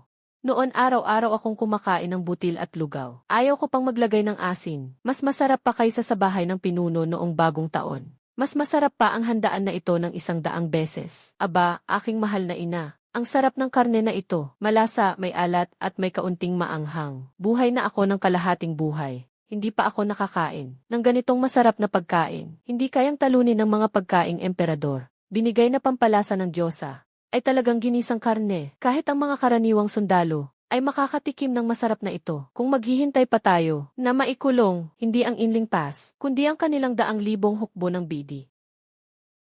Dalaga, itong malaking kawali ay ibinibenta sa clearance. 20 piso bawat isa. Matibay talaga. Medyo mabigat lang. Ang mura naman. Kukunin ko lahat. CJ, ito ay talagang makapal na kawali. Tiyak na tatagal ito ng dekada. Itong mga kawali ay dapat sapat na para sa kanilang kusina. Aba, ang galing. Ito ay kawali. Ang laki ng kawaling ito ay kayang ilaga ako. Ang kinang nito, ang kalidad na ito. Magandang bakal, ang purong bakal na ito, mas mataas pa sa ating mga sandata. Ng 100 beses. Ang langit na ibinigay na palayok ay talagang isang pambihirang sandata. Paano ko nakalimutang palakihin ito ng 10 beses? 10 metrong kawali. Sino ang makakapagluto nito? Huwag munang magalit lahat. Kakausapin ko lang, nagkamali ako sa sukat. Itong mga ito, kunin nyo na at tunawin. Gamitin nyo sa paggawa ng armas. Tunay na kawali. Ulitin ko. Ipapasa ko agad. Makapangyarihang Diyosa ng langit. Diyosa ng langit magpakailanman. Nagsimula na ang opisyal na pagsusuri ng pagtatanim ngayon. Una, maglakad-lakad sa silangang bahagi ng mga greenhouse. Titingnan ko ang mga punla ng repolyo. Hindi pa rin umaabot sa taas na sinabi ko. Sa silangang bahagi, 70% ang germination rate. Ayon sa sinabi mo, magpapalipat-lipat ng tanim. Sa kanlurang bahagi, mga repolyo. Sa loob ng 5 araw, pwede nang anihin ang unang batch. Alainan. Hindi na sayang ang pagtuturo. Ay, tama nga. Nasa isip ko lang ang mga greenhouse nitong mga nakaraang araw. Nakalimutan ko na. Noong mga nakaraang araw, pinabayaan kitang mag-isa, yung maliit na kamatis na inaalagaan mo. Yun ay talagang, pinili kong magandang uri, ihanda mo na, gusto kong makita. Ano? General Lu, hindi mo ba sasabihin sa akin, na hindi mo kayang alagaan, kahit isang palanggana ng kamatis? Tinitingnan ko ang lupa na tuyo, at naiisip na kailangan nito ng tubig. Kaya nagdilig ako ng 2 beses. Nadilig ng sobra. Nadilig na sobra ng 2 beses. Akala mo ba nag-aalaga ka ng isda? Pinakakatakot sa kamatis ang sobrang tubig. Halos mabubulok na itong tangkay, di ba? Sanay akong humawak ng kutsilyo at baril. Ang maselang pag-aalaga ng mga halaman at bulaklak. Talagang, husay mo. Lu Huijin. Kaya mo ba? Isang dakilang mandirigma ng dajing, maraming napapatay. Pero natalo pa sa isang paso ng kamatis. Diyos ko! Bakit ganito tumubo ang patatas? Mas malaki pa sa bato. Sa ilalim ng isang punla ay nakakabunga ng ilan. Nag-ani ako ng buong buhay ko. Sa panahon ng kasaganaan, hindi pa ako nakabunga ng ganito kalaki at ganito karaming ani ah. Ano bang klaseng patatas ito? Ito ay malinaw na magagawa nating kumain ng walang katapusang gintong bilog, binigay ng mahal na diwa ng langit na binhi. Yan liyang, ang mga henerasyon ay magpapatuloy. Ginoo, tingnan mo ang ani. Sa mga binhing ito, hindi na natin kailangang mag-alala pa. Tumingin sa mukha ng korte. Wala nang magugutom na 3 tao. Iutos sa mga sundalo. Ngayon, hayaan ang lahat ng sundalo at mga tao na matikman ang biyayang ito mula sa langit.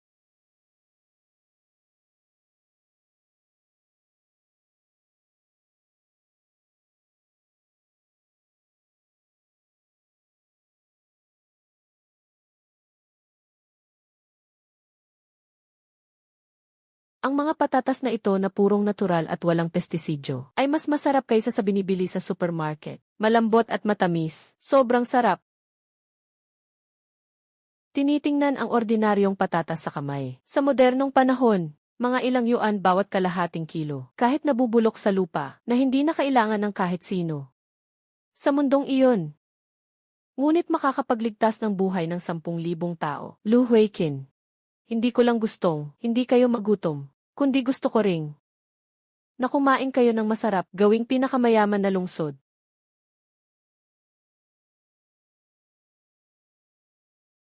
Ngunit nakatutok kami, ilang araw na sa pader ng lungsod, mukhang hindi.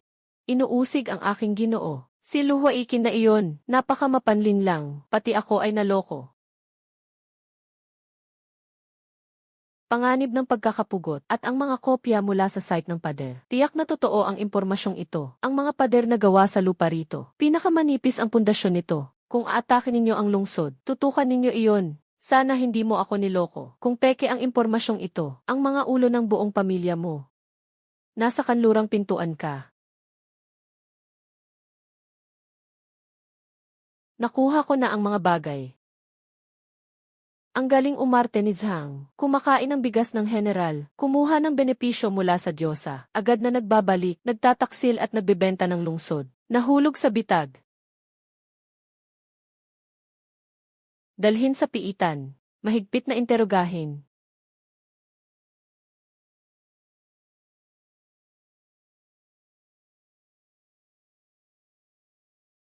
Sabihin mo, kailan tayo aatake sa lungsod? Ilang sundalo ang mayroon kayo? Bakit nagmamadali? Hintayin mo ang aming hukbo. Sa araw na masira ang mga pintuan ng lungsod. Alam mo na iyon. Nangangahas ka pang magmatigas. Nakipagsabuatan ka kay Zhang para makakuha ng impormasyon. Matagal na naming alam na alam. At ano ngayon? Handa na ang aming hukbo. Nakapagbantay kayo sa isang sandali, ngunit hindi sa isang buhay. Kapag dumating na ang malaking hukbo, tiyak na babasagin ang Yanliang Pass. Lahat kayo ay mawawalan.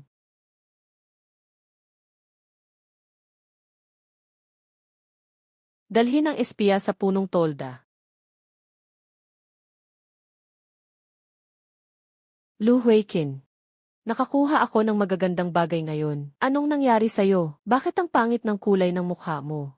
Wala. Nahuli ko ang isang espiya. May mga usaping militar akong inayos. Medyo pagod na ako. Huwag mo akong lokohin. Baka may balak na ang mga hilagang di na umatake. Kung hindi mo sasabihin, ngayon din kukunin ko na si Kang Ko Fengsan. Wala kang hindi nalalaman. Mas mabilis kaysa sa inakala ko. Malapit na ang hukbo sa ating hangganan. Hindi ko talaga gustong hayaan kang sumama at mag-alala at matakot. Ang mga tao sa Yanliang ay umabot sa 100,000. Sila ang aking nakita na nabuhay. Ikaw rin. Sila rin ang aking pinilit na iligtas. Bakit ako dapat magtago sa likod? Ano sila? Nangangahas silang galawin ang lungsod na aking pinoprotektahan. Galawin ang mga tao ko. Ano ang sitwasyon ngayon? Makukuha mo ba siyang aminin? Gusto mo ba turuan kita ng ilang diskarte?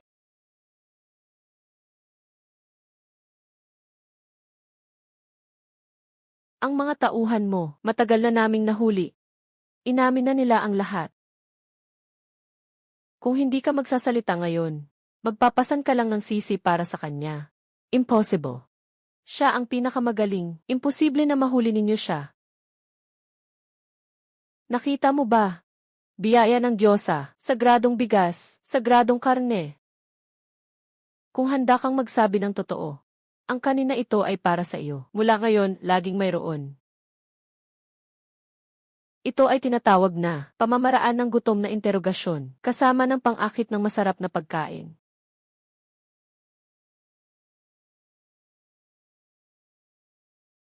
Sasabihin ko lahat. 10,000 hukbo ng Bedi ay nasa 50 milya ang layo, pagsasama-sama sa itim na hangin valley, malakas na atake sa kanlurang pinto. Gumuhit ng plano ng depensa.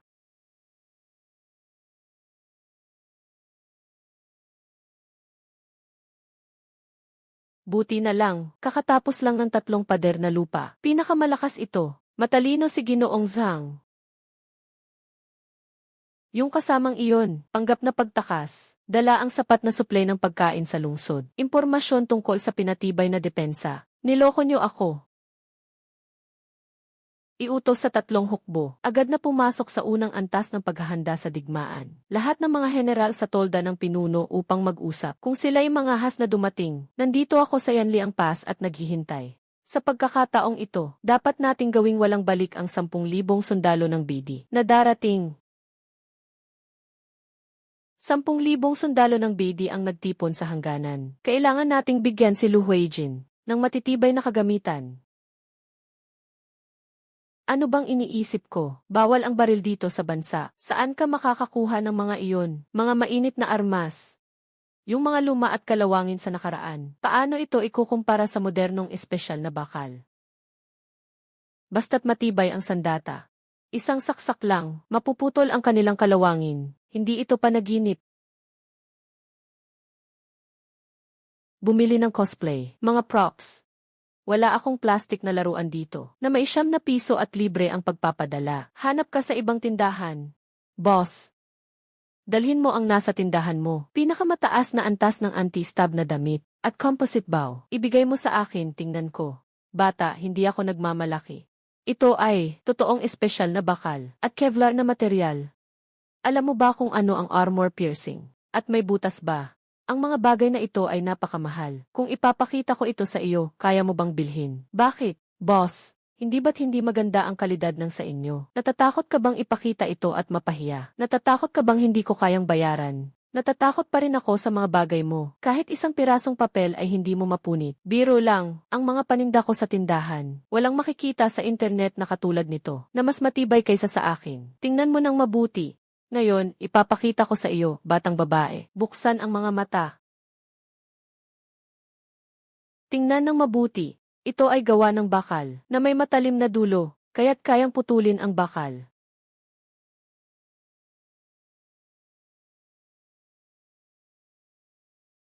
Nakita mo ba, ang suot kong pangproteksyon, ay hindi natatagos ng mga armas. Huwag sabihin na kutsilyo, kahit nagamit ang pang-akit, hindi ito mapuputol. Tingnan mo ito. Ang lakas ng modernong pulley system. Ang pagsabog na ito, kahit ang baboy ramo, isang pindot lang at tutusok. Magandang bagay, ang lakas na ito. Ang tagus nito, subukan mo ito para itong dimensional na atake. Boss. Lahat ng armas sa tindahan mo, mga stab-proof na damit, kukunin ko lahat kahit gaano pa ito kamahal. Sakop na lahat. Bata, ikaw, anong kalokohan ito? Ito ay isang malaking bodega. Kailangan nito ng ilang milyong piso. Hindi ako nagbibiro. Pero kailangan mo akong bigyan ng mag-order ng isang batch ng mga maliit na armas. Kung magagawa mo yan, kukunin ko ang lahat ng supply mo sa loob ng 1 taon. Ika nga, lahat ay kukunin ko.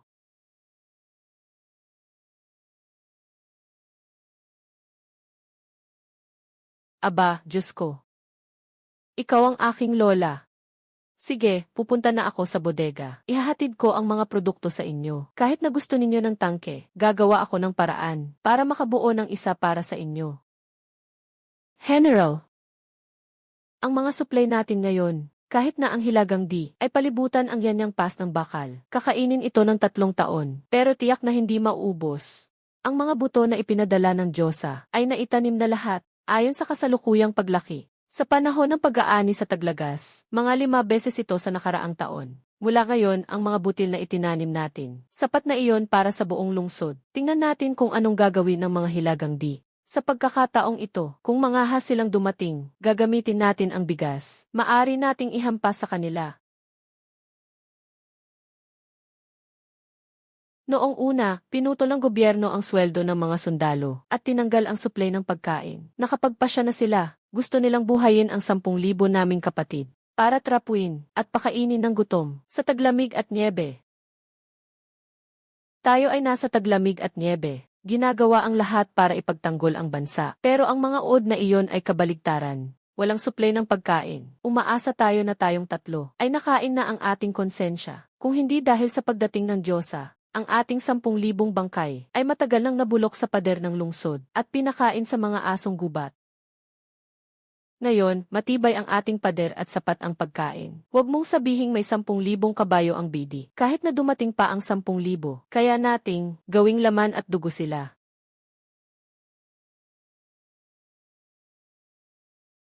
Ipasa ang utos. Lahat ng supply ay ibigay ayon sa pamantayan ng digmaan. Pabilisin ang pagsasanay ng bawat unit. Kung ang mga BD ay mailakas ng loob na dumating, hayaan silang makita kung ano na ang sitwasyon sa Yanliangguan. Sino na talaga ang may kontrol dito?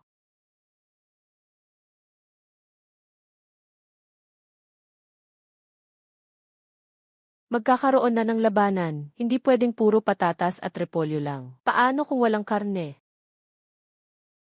Boss, self-heating hotpot, luncheon meat can, chocolate energy bar, 100 kahon ng bawat isa. Pumili ng may pinakamataas na kalori. Mas malasa, mas mabuti. Jingwi fish. Pagkatapos kumain ng mga ito, jingwi fish. Tinitiyak ko sa inyo na sa larangan ng digmaan, bawat isa sa inyo ay mabangis, parang tigre na bumababa ng bundok. Isang suntok, kaya niyang patumbahin ang 3 baka. Ang mga makukulay na ito, hindi mukhang pagkain. Matigas pero pwedeng kainin. Sabi ng dakilang Diyosa, hindi kailangan ng apoy ito. Ay makakaya mo na. Sining ng mga Diyos. Ito ang tunay na sining ng mga Diyos. Hindi na kailangan ng apoy para makapagluto ng ganitong masarap na sabaw. Itong pulang sabaw ay talagang mas nakakaakit kaysa sa mga handog sa palasyo. Sobrang bango. Bakit ang lambot ng karne na ito? Purong karne lahat. Hindi pa ako nakakain ng ganitong kasarap na karne. Anong tawag dito? Chocolate. Itim na putik. Nakatikim ako ng isang kagat, pakiramdam ko'y puno ng lakas, na parang walang katapusang lakas ng baka.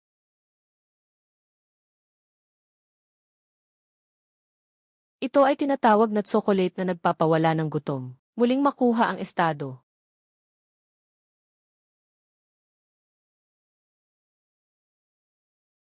Ang Hilagang D ay lumabas ng buong puwersa. 10,000 kabayo. Napakataas ng kakayahang makagalaw. Kahit na ang aming hukbo ay may 3 bahagi ng lupa, matibay ang depensa ng lungsod, sapat ang mga pagkain. Pero kung mapasok tayo sa isang matagal na labanan ng pag-ubos, maaaring magkaroon ng pagbabago. Mahusay ang mga dito sa Hilaga sa gerilya at pag-atake. Kung sila ay magpapalibot pero hindi susugod, mawawala ang koneksyon natin sa labas. Sa ganitong paraan, tiyak na mababawasan ang moral ng mga sundalo. At saka ang kanilang mga kabayo ay mabilis na dumadating at umaalis kami sa loob ng lungsod. Talagang nasa isang pasibong sitwasyon, taktika ng digmaan. Ako ay isang modernong kabataang babae. Saan ka naman nakakaalam ng sinaunang taktika sa digmaan? Hayaan mong turuan kitang magtanim. Talagang nakamamatay ang labanan.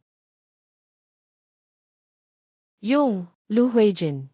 Dahil matindi ang kanilang mga kabalyero, ganon tayo, wag na lang tayong makipagsagupaan ng diretsyo.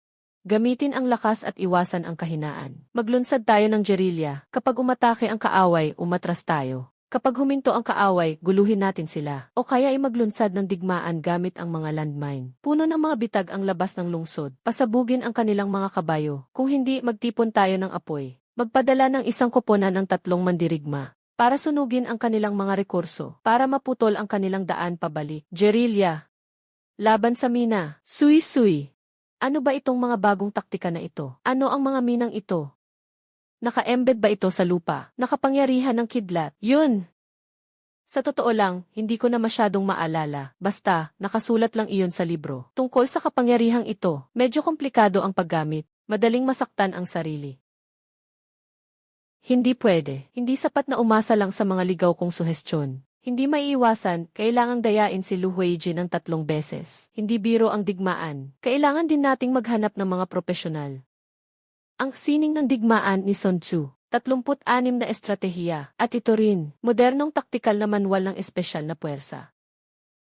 Tunay na ulat ng digmaan sa minahan. Klasikong halimbawa ng gerilya, lahat ay agarang ipinapadala. Mga barbaro ng hilagang diksyonaryo. Sining ng digmaan ng China sa nakaraang 5,000 taon. Matalinong pagsalakay. Narito ang ilang bagay para sa inyo.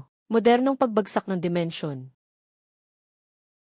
Noong mga nakaraang taon, kumuha ng elective na kurso sa Art of War ni Sun Tzu. Dati, nag-aral ako ng minadali. Ngayon, ayos lang. Binili ko na lahat ng sabay-sabay. Kailangan ko pang maging guro ng mga sinaunang general. Lu Huijin, may dala akong mga magagandang bagay para sa'yo. Lahat ng ito ay totoong praktikal na kaalaman sa pakikidigma. Suriin mo ito ng mabuti. Dito hindi lang mga estratehiya ang nakasaad. May mga guhit ng pormasyon din, mga paraan ng paglalagay ng tropa, pormasyon, at mga taktika ng pag-usad at pag-urong. Bawat galaw at teknik, lahat ay malinaw na nakatala. Matagal na akong nag-aral ng mga aklat tungkol sa digmaan. Hindi pa ako nakakita ng ganitong taktika. Ito ay talagang parang mula sa mga Diyos. Isang pambihirang estratehiya na kayang isipin. Ang sining ng digmaan na ibinigay ng mga Diyosa, bawat salita ay mahalaga, sapat na upang baguhin ang kapalaran. Ang 10,000 hukbo ng BD ay umalis na, wala pang 50 milya mula rito. Sa pinakamabilis, kalahating oras, ay makararating na ang mga sundalo sa pader ng lungsod. Lahat ng hukbo nasa pinakamataas na alerto. Ihanda ang lahat ng kagamitan sa depensa sa itaas ng pader. Ilipat ang mga tao sa loob ng lungsod, mga pinuno ng bawat kampo, agad na magpulong sa punong tolda.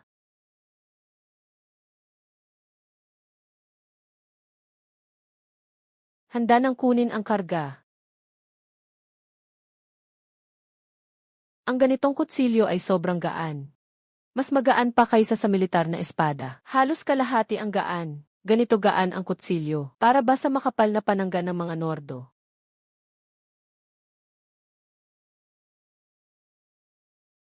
Nasira.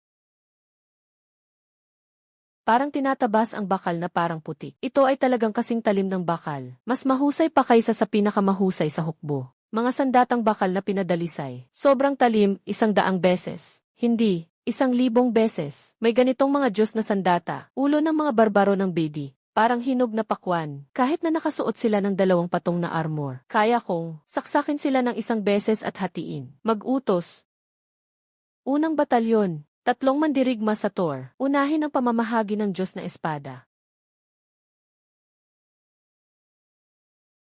Talagang ang halaga ay kapantay ng presyo. Si Boss Wang ay ganoon, kahit na masalita, totoong walang halo ang mga produkto. Lu Huijin, ito ang mga baluti para sa proteksyon. Papasubok natin ito sa mga kapatid mamaya. Tandaan na i-press ng mabuti ang mga shoulder buckle sa tagiliran. Puso at bibig, mga kritikal na bahagi tulad ng balikat at leg, ay kayang protektahan. Ang malambot na piraso ng tela na ito, General, ay ang mahiwagang armor na sinasabi ng Diyosa. Mukha pang hindi kasing tibay ng isang balat na armor. Matibay nga. Susubukan ko ito. Sino sa inyo ang gustong saksakin ako? Nakagawa ng pagkakamali si Deputy General Lu.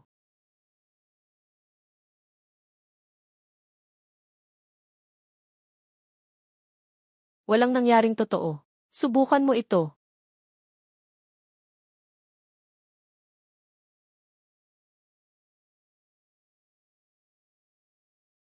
Itong bagay na ito, mas magaan ito kaysa sa mabigat na bakal na may timbang na ilang kilo. Mas kapaki-pakinabang ito ng 10 beses o higit pa.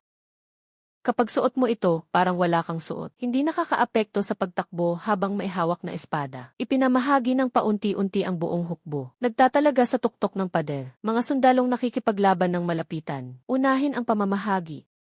Ito ay mga pampagana lamang. Hintayin ang pagdating ng mga compound bow. Ipare sa mga proteksyon na ito. Nakaayos na ang malayo at malapit na depensa. Kayo muna ang magbubuhat ng paunti-unti. Unahin ang mga nasa tuktok ng pader at ang mga nasa unahan.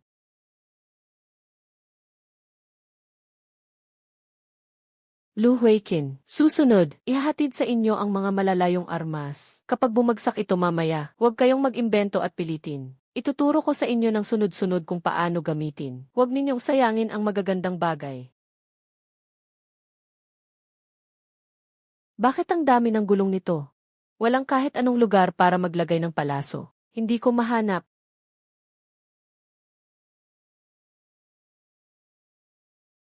At itong kakaibang anyo ng tungkod. Paano ba ito, shoot? Gagamitin ba ito para batuhin ang tao? Tingnan ninyong mabuti. Ito ay tinatawag na compound bow. Mas malakas ito, ng maraming beses kumpara sa mga sinaunang pana. Ilagay ang palaso dito. Tumingin sa target na ito. Itutok sa pulang tuldok. Ang gaan ng sinulid ng pana. Ito ay hindi katulad ng inyong matigas na pang-uso na busog, na may mekanismong pulley para sa mas madaling paggamit, na kayang hilahin ng karaniwang tao. Pulley para sa mas madaling paggamit.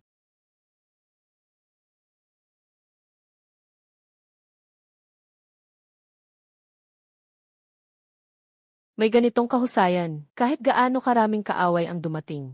Sa loob ng 50 hakbang, kahit tao at kabayo, ay kayang tamaan ng sabay. Naway tulungan ng Diyosa.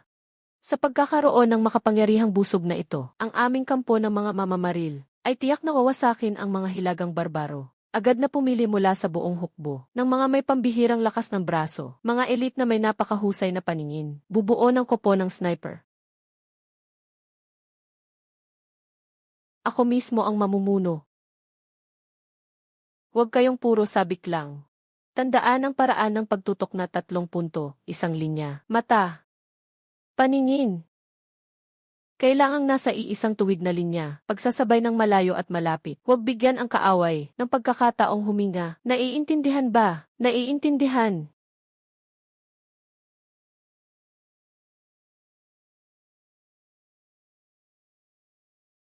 Sobrang saya. Noon, tayo ang nagbabantay sa lungsod, umaasa sa buhay ng mga kapatid. Gamit ang buhay, tinanggap ang pag-atake ng mga North D. Ngayon ay meron na tayo nito. Ang banal na pana at ang langit na Diyosa, ang mga taktika na itinuro. Magpapangalan tayo sa pader ng lungsod. Ilang North D ang dumating, ilan sila. Hayaan silang hindi maabot kahit ang gilid ng pader ng lungsod. Kakailanganing maging parang salaan. Maglatag ng bitag sa silangang tarangkahan, akitin ang kaaway sa kanlurang tarangkahan. Ayon sa manual ng taktika, at sa krusadong linya ng putukan, muling ilagay ang mga mamamana at ang mga posisyon ng mga katapult. Hindi dapat mag-iwan ng tatsulok ng apoy. Hatiin ang tungkulin ng 4 na tarangkahan. Dapat malinaw. Ruta ng pagsagip. Dapat maging bukas.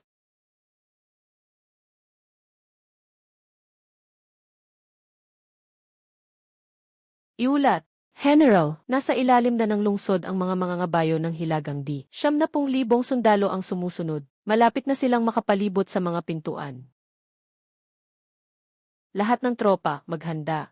Maghanda sa laban.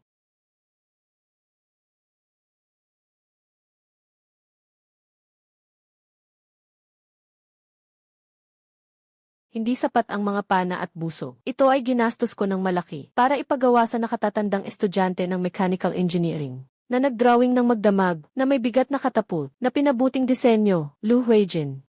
Ito ang pinahusay na mga plano ng katapulta at ang mga mahahalagang bahagi. Agad ipagawa ito sa mga manggagawa ayon sa plano. Hindi naghihintay ang oras. General, ayon sa plano ni Ginang Tian, naayos na lahat. Nilagyan ito ng mga puli at bakal na kandado. Sobrang makinis ang pagbitaw.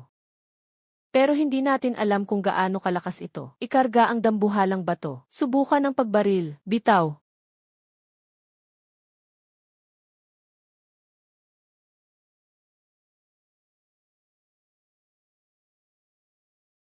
Ang dati nating katapulta.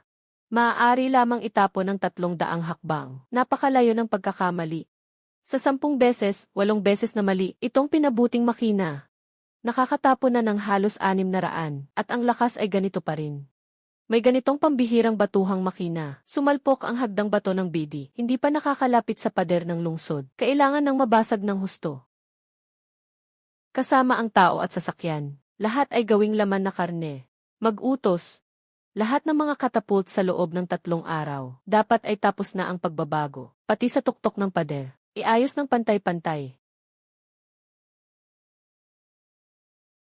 Hari. Ang mga hagdang salakay ay nagawa na ng 30 unit, 8 ring pambangga, matatapos lahat sa loob ng 3 araw. Maghintay ng mga materyales sa kapatagan. CJ. Kapag handa na ang lahat ng mga kasangkapang panglunsod, diretsong susugod sa kanlurang pinto. Hindi ako naniniwala na ang mga naiwang sundalo ni Lu Huijin at mga mahihinang tropa makakatayo laban sa aking 100,000 kabalyero. Lu Huijin. Tingnan mo, ikaw na talagang isang takot na pagong. Gaano pa katagal makakatakas? Kailangan kong matapos ang proyekto. 10,000 bakal ang dapat ipatayo. Ikaw, Yan Liangguan.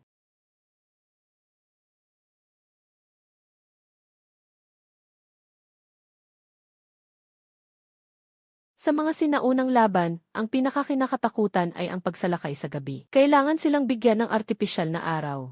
Lu Huiqin. Sige, ituloy mo. Ito'y partikular na ginawa para kontrahin ang mga pag-atake sa gabi ng mga hilagang di. Gaano kaya katingkad ang bakal na tubo na ito? Mas maliwanag pa ba ito kaysa sa 10 sulo? Ay naku! Bakit ang liwanag nito? Mas matindi pa kaysa sa araw ng tanghali. Ito ang perlas na nagliliwanag sa gabi. Para kang may mata sa likod ng ulo. Kapag meron ito, sa gabi kahit isang lamok lang, makikita mong malinaw. Grabe, yung tunog ng alarma. Mas malakas ang tunog kaysa sa kampana sa militar natin. Mas matindi ang dalas ng tunog. Sobrang maingat ng Diyosa sa kanyang mga plano. Sa pagkakaroon ng 2 bagay na ito, huwag nang umasang makakaakyat sa pader ng lungsod. Ayusin ang plano para sa gabi. Bawat bahagi ng pader ay dapat may ilaw ng perlas at mga bantay. Magpalitan sa pagbabantay. Huwag bigyan ng pagkakataon ang mga hilagang di. Isang magandang pagkakataon.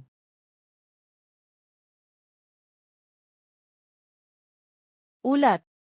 General, ang pangungunang hukbo ng mga taga-Hilaga. Nakarating na sila sa labas ng lungsod, 20 li ang layo.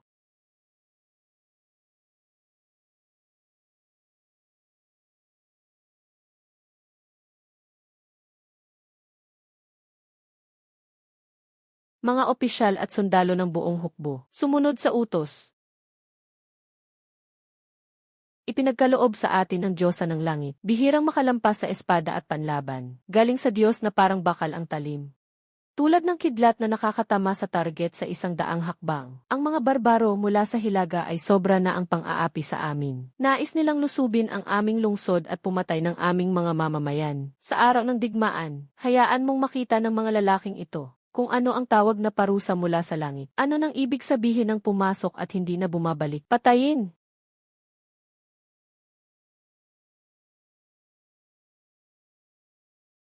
Dahil sa buong pusong tulong mo. Ngayon ang Yanliangguan ay naging isang napakatibay at hindi madaig na bakal na kuta. Lu Huijin. Ikaw nga ang Diyos ng digmaan. Kung hindi ka pa rin mananalo, bumili ka na lang ng tofu. Suntukin mo na lang. May ibibigay ako sa'yo na mga physical hacks na ito. Magandang laro. Hintayin mong manalo. Gagawan kita ng salu-salo.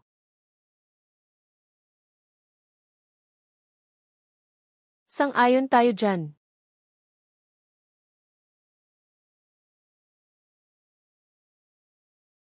Magbigay ng utos. Itigil ang tunog ng pag-atake sa bayan. Bumalik ang buong hukbo sa kampo para umiwas sa lamig.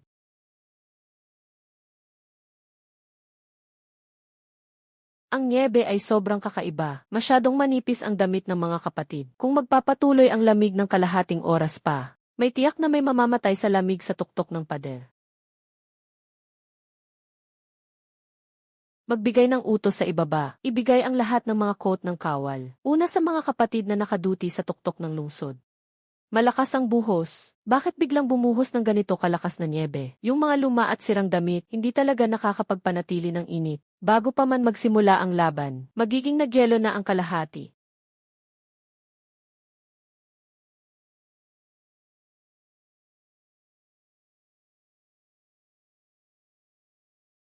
Kunin mo ang bagay. Ito ay makapal na damit at pang-init. Makakatulong ito sa pag-iinit. Unahin niyo munang gamitin. Labanan ang bagyo. Huwag hayaang lamigin ang mga kapatid.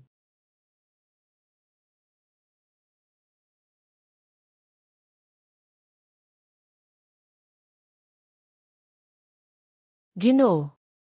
Mukhang malambot ang tela na ito, pero nakaharang sa hangin. Parang napuno ng ulap sa loob. Sobrang makapal.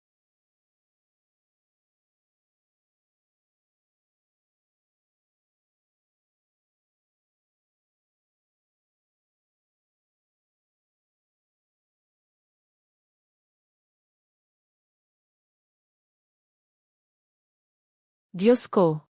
Mas komportable pa kaysa yakapin ang baga ng uling. Noong dati, kapag ganitong malupit na snowstorm, nagbabantay sa isang gabi sa lungsod, naka-freeze ang ilang daliri. Ngayon, yakapin ang ganitong apoy. Mainit ang buong katawan.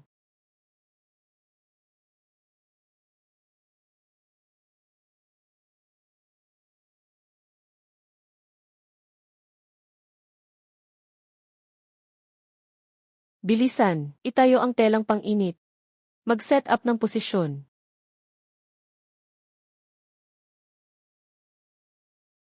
Bakit ganito ang mainit na uling? Walang kahit kaunting uso. Sobrang init pa rin sa kamay. Ang telang makalangit na ito, mas mainit pa kaysa sa 10 patong ng kumot, hindi matatagusan ng hangin at niebe. Pinagpapala ng diwata. Mga sakuna ng kalikasan at gawa ng tao, walang makakapasok sa aming pasong yanliang.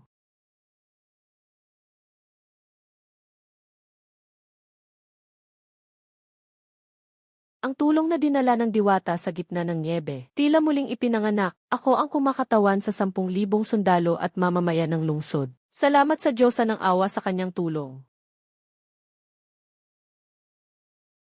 Huwag ka nang magpasalamat, ilang lumang damit lang naman ito. Basta makatulong, ayos na iyon. Kapag huminto na ang snow, siguradong atake ang mga hilagang barbaro. Sa oras na iyon, magbibigay tayo muli. Tingnan mo ang kulay nila. Tiyak na hindi siya bibigin sa pangako. Bukas titigil ang snow, at iyon na ang panahon ng pagbagsak ng Northern D. Sige, magpahinga ka na rin ng maaga. Plano ko pa sanang magluto ng isang pinggang panghabang buhay para sa kaarawan. Kaya't lagi kang nandyan, nag-aalala sa mga laban. Sige na nga, magluto na lang ng instant noodles.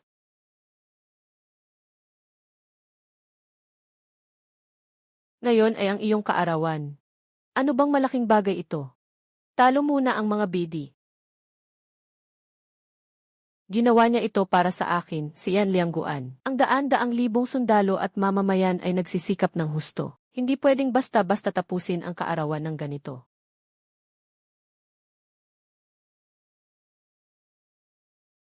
Ginoo. Ang espada na ito ay alaala ng matandang general. Talagang ibibigay mo lahat sa babaeng langit. Niligtas niya si Yan Liang at ang mahigit sa 100,000 sundalo at mamamayan. Niligtas niya ang buong lungsod. Isang simpleng espada at ilang aklat lang ba? Ano naman yan?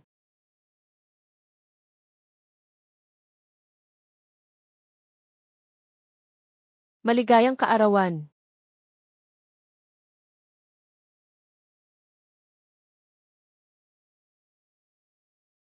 Ito ba ang regalo mo sa aking kaarawan?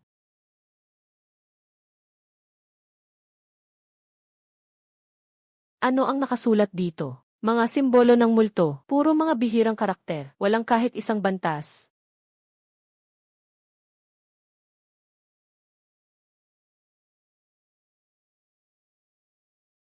Hanapin si Ginoong Zhou at tanungin mo siya. Nag-aral siya ng mga antigong bagay buong buhay niya. Siguradong maiintindihan niya. Ginoong Zhou. Tulungan mo akong tingnan ang mga librong ito. Ibinigay ng kaibigan. Lahat ay sinaunang wika. Hindi ko maintindihan.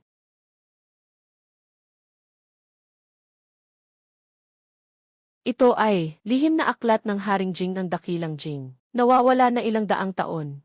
Talaan ng mga hangganan sa Hilagang Jing. Talaan ng mga panukala sa kabundukan ng Jing. Lahat ay mga solong kopya. Huwag nang pag-usapan ang pera. Isa itong yaman na walang pamilihan, hindi masukat ang halaga nito. Napakabihira nito. Pero ang nakatala rito ay nakakapanlumo. Boss Zhou, tingnan mo kung ano ang nakasulat dito. Sinasabi rito na, ang malaking tagtuyot sa Yanliangguan 100 taon na ang nakalipas. 1,000 milya ng tuyong lupa. Walang ani na nakuha, ang malungkot na kalagayan ng mga tao na madaling pinapalit ang kanilang mga anak para sa pagkain. Pagkatapos masira ang bayan ng Yanliang, kalunos-lunos na pinatay, kakaunti lang ang nakaligtas sa buong bayan. Walang sinuman ang nakaligtas.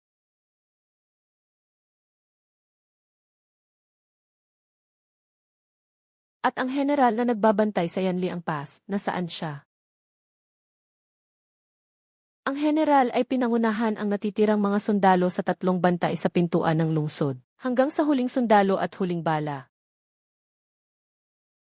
Kasama ang lungsod sa kanilang paglaho.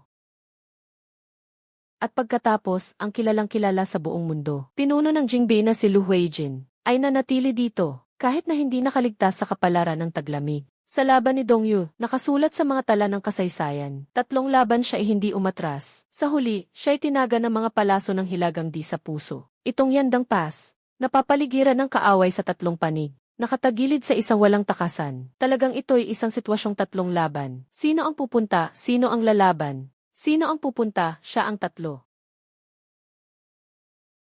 3 laban. Ayaw kong maniwala. Binilhan ko siya ng pagkain. Binilhan ko siya ng armas. Paano pa siya makakagawa ng 3? Hindi ko talaga papayagan siyang gawin iyon. Lu Huijin, nakatanggap na ako ng regalo. Gusto ko ito. Babantayan ko ito ng mabuti. Isang maliit na regalo lamang. Hindi ito gaanong mahalaga. Nailigtas mo ang buong lungsod at 10,000 tao. Ang bagay na ito ay hindi sapat na maibalik kahit isang bahagi. Hindi talaga masasabi na, kung mayroon ka pang nais, sabihin mo lang sa akin, walang talaga akong nais. Ito lang, matapos ang laban na ito. Matakot ang mga hilaga. Ano ang balak mong gawin? Wala pa akong naiisip. May araw ding matatapos ang digmaan. Kung darating nga ang araw na iyon, gusto kitang makita ng harapan.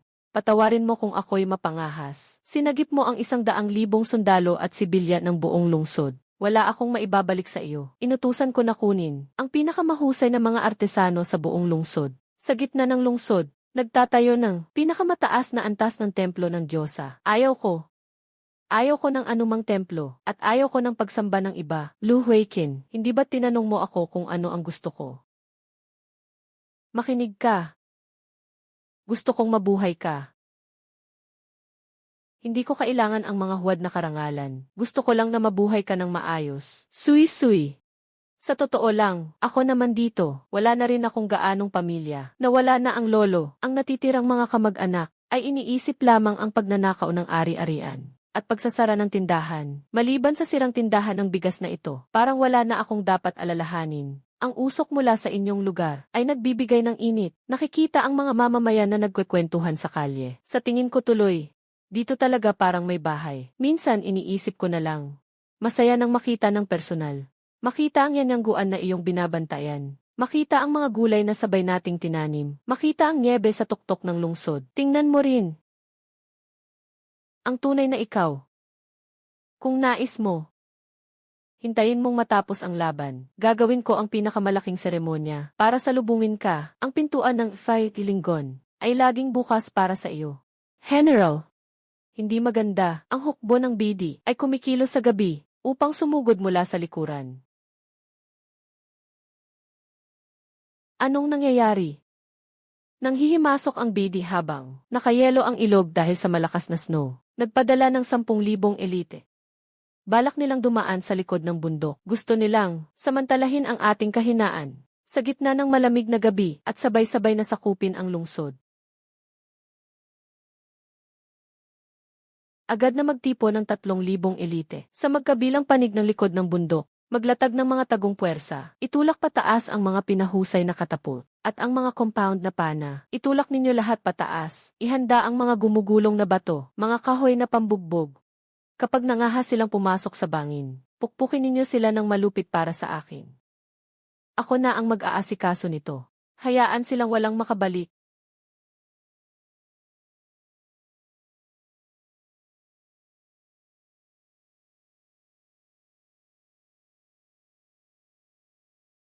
Sui-sui, nais ng bidi na sumalakay sa taglamig na gabi. Huwag kang mag-alala, nakaset na ang aking patibong. Hindi pwede. Ito ay isang hukbo ng 100,000. Mag-ingat ka ng husto.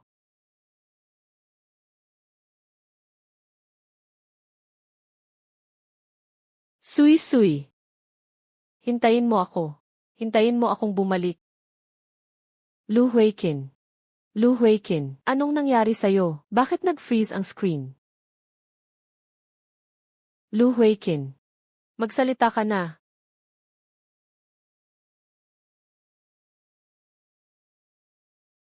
Nasa paligid ka na ng mga tao namin. Ibigay mo ang lungsod. Dapat sana ay iiwan kita na buo. Sa mga taong ito, karapat-dapat ba kayong kunin ang buhay ko? Lu Huiqin. Ito ay gawa ng aking mga tao sa BD at ng mga artisan sa buong bansa na naglaan ng 3 buwan para gumawa ng higanting banggaan. Ang pader nyo na gawa sa putik ay babasagin sa isang salpukan. 3 dekada na ang nakalipas sa Yanliang Pass. Ito ang libingan ng pamilya Lu. Ngayon nandito ka rin. May tuturing na kayo. Ay nagkaisa na.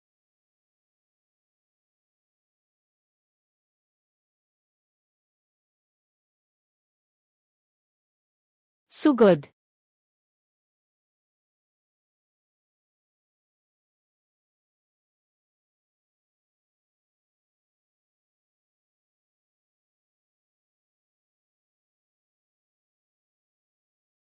Tiyak na hindi posible na mapigilan ang malaking banggaan na atake. Ngayon mayroong Diyos na busog sa kamay. Hindi makalapit sa pader ng lungsod. Nais pang sirain ang lungsod. Nangangarap.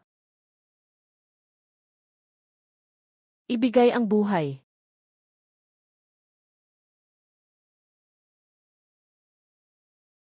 Harap ang hukbo.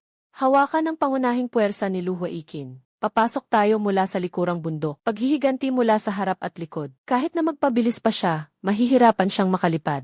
Kayo ang sumuko na. Kayo ang sumuko na rin. Sa ganitong maliit na grupo, nagpapanggap pa kayong may patibong. 2,000 kong mga elite. Kahit na maglakad-lakad lang ako, kaya kong tapakan kayong 3.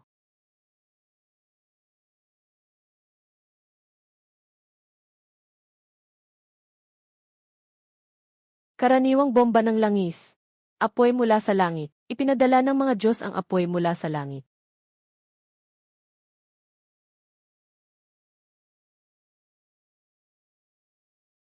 Kung sa ganitong kaunting kakayahan mo lang, ang 3 unit ng Yanliang Guan.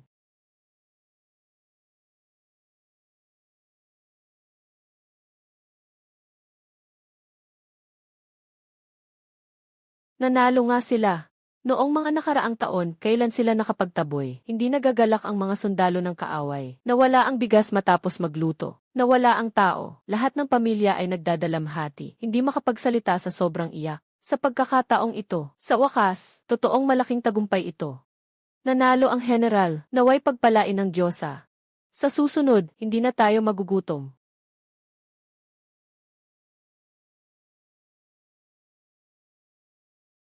Naway pagpalain ng Diyosa.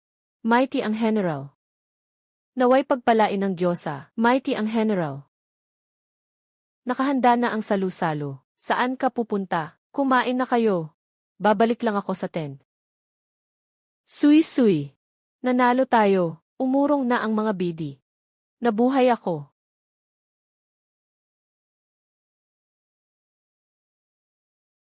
Sui-sui. Sui-sui. Kumilos ka. Lin Suihi. Lin Suihi. Sagot mo ako.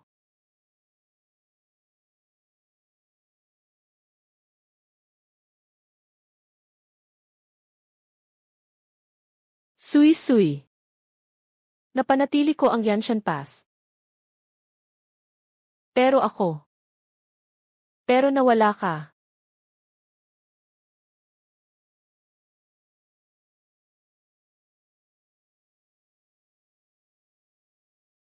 Kahit gaano katagal maghintay, hihintayin kita na bumalik.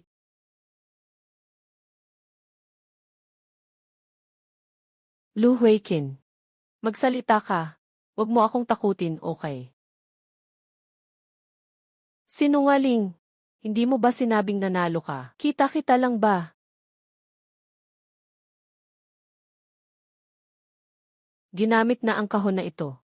Nakatulong ito sa buong nayon. Imposible na ito lang, may paraan para magpadala ng bagay. Siguradong may ibang solusyon, siguradong may iba pang pahiwati. Taon ng malaking tagtuyot sa Guangzhou. Ang bodega ng bigas ay nagligtas sa buong nayon. Hawakan ang uhay ng bigas at pumasok sa bodega. Maaari kang pumunta sa lugar ng mga umuuwi. Sa lugar ng mga umuuwi. Uhay ng bigas. Hawakan ang uhay ng bigas at pumasok sa bodega. Maaari mo siyang hanapin.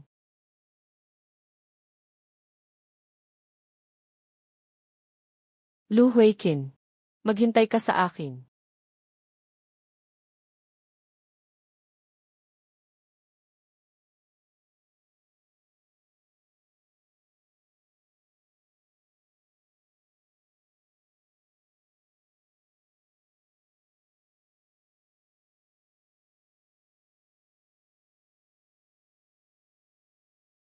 Dumarating na ako.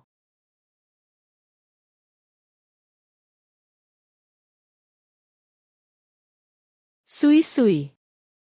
Alam ko na, darating ka. Hindi mo ako iniwan. Gago ka. Kung hindi ako pupunta, sino na ang bahala sa'yo?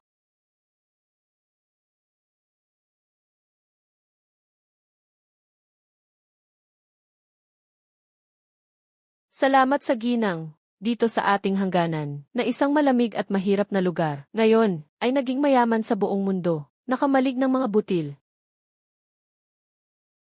Ginang. Sa panahon ng kasaganaan, ayon sa gusto mo. Kapag nandito ka, dito ay tahanan.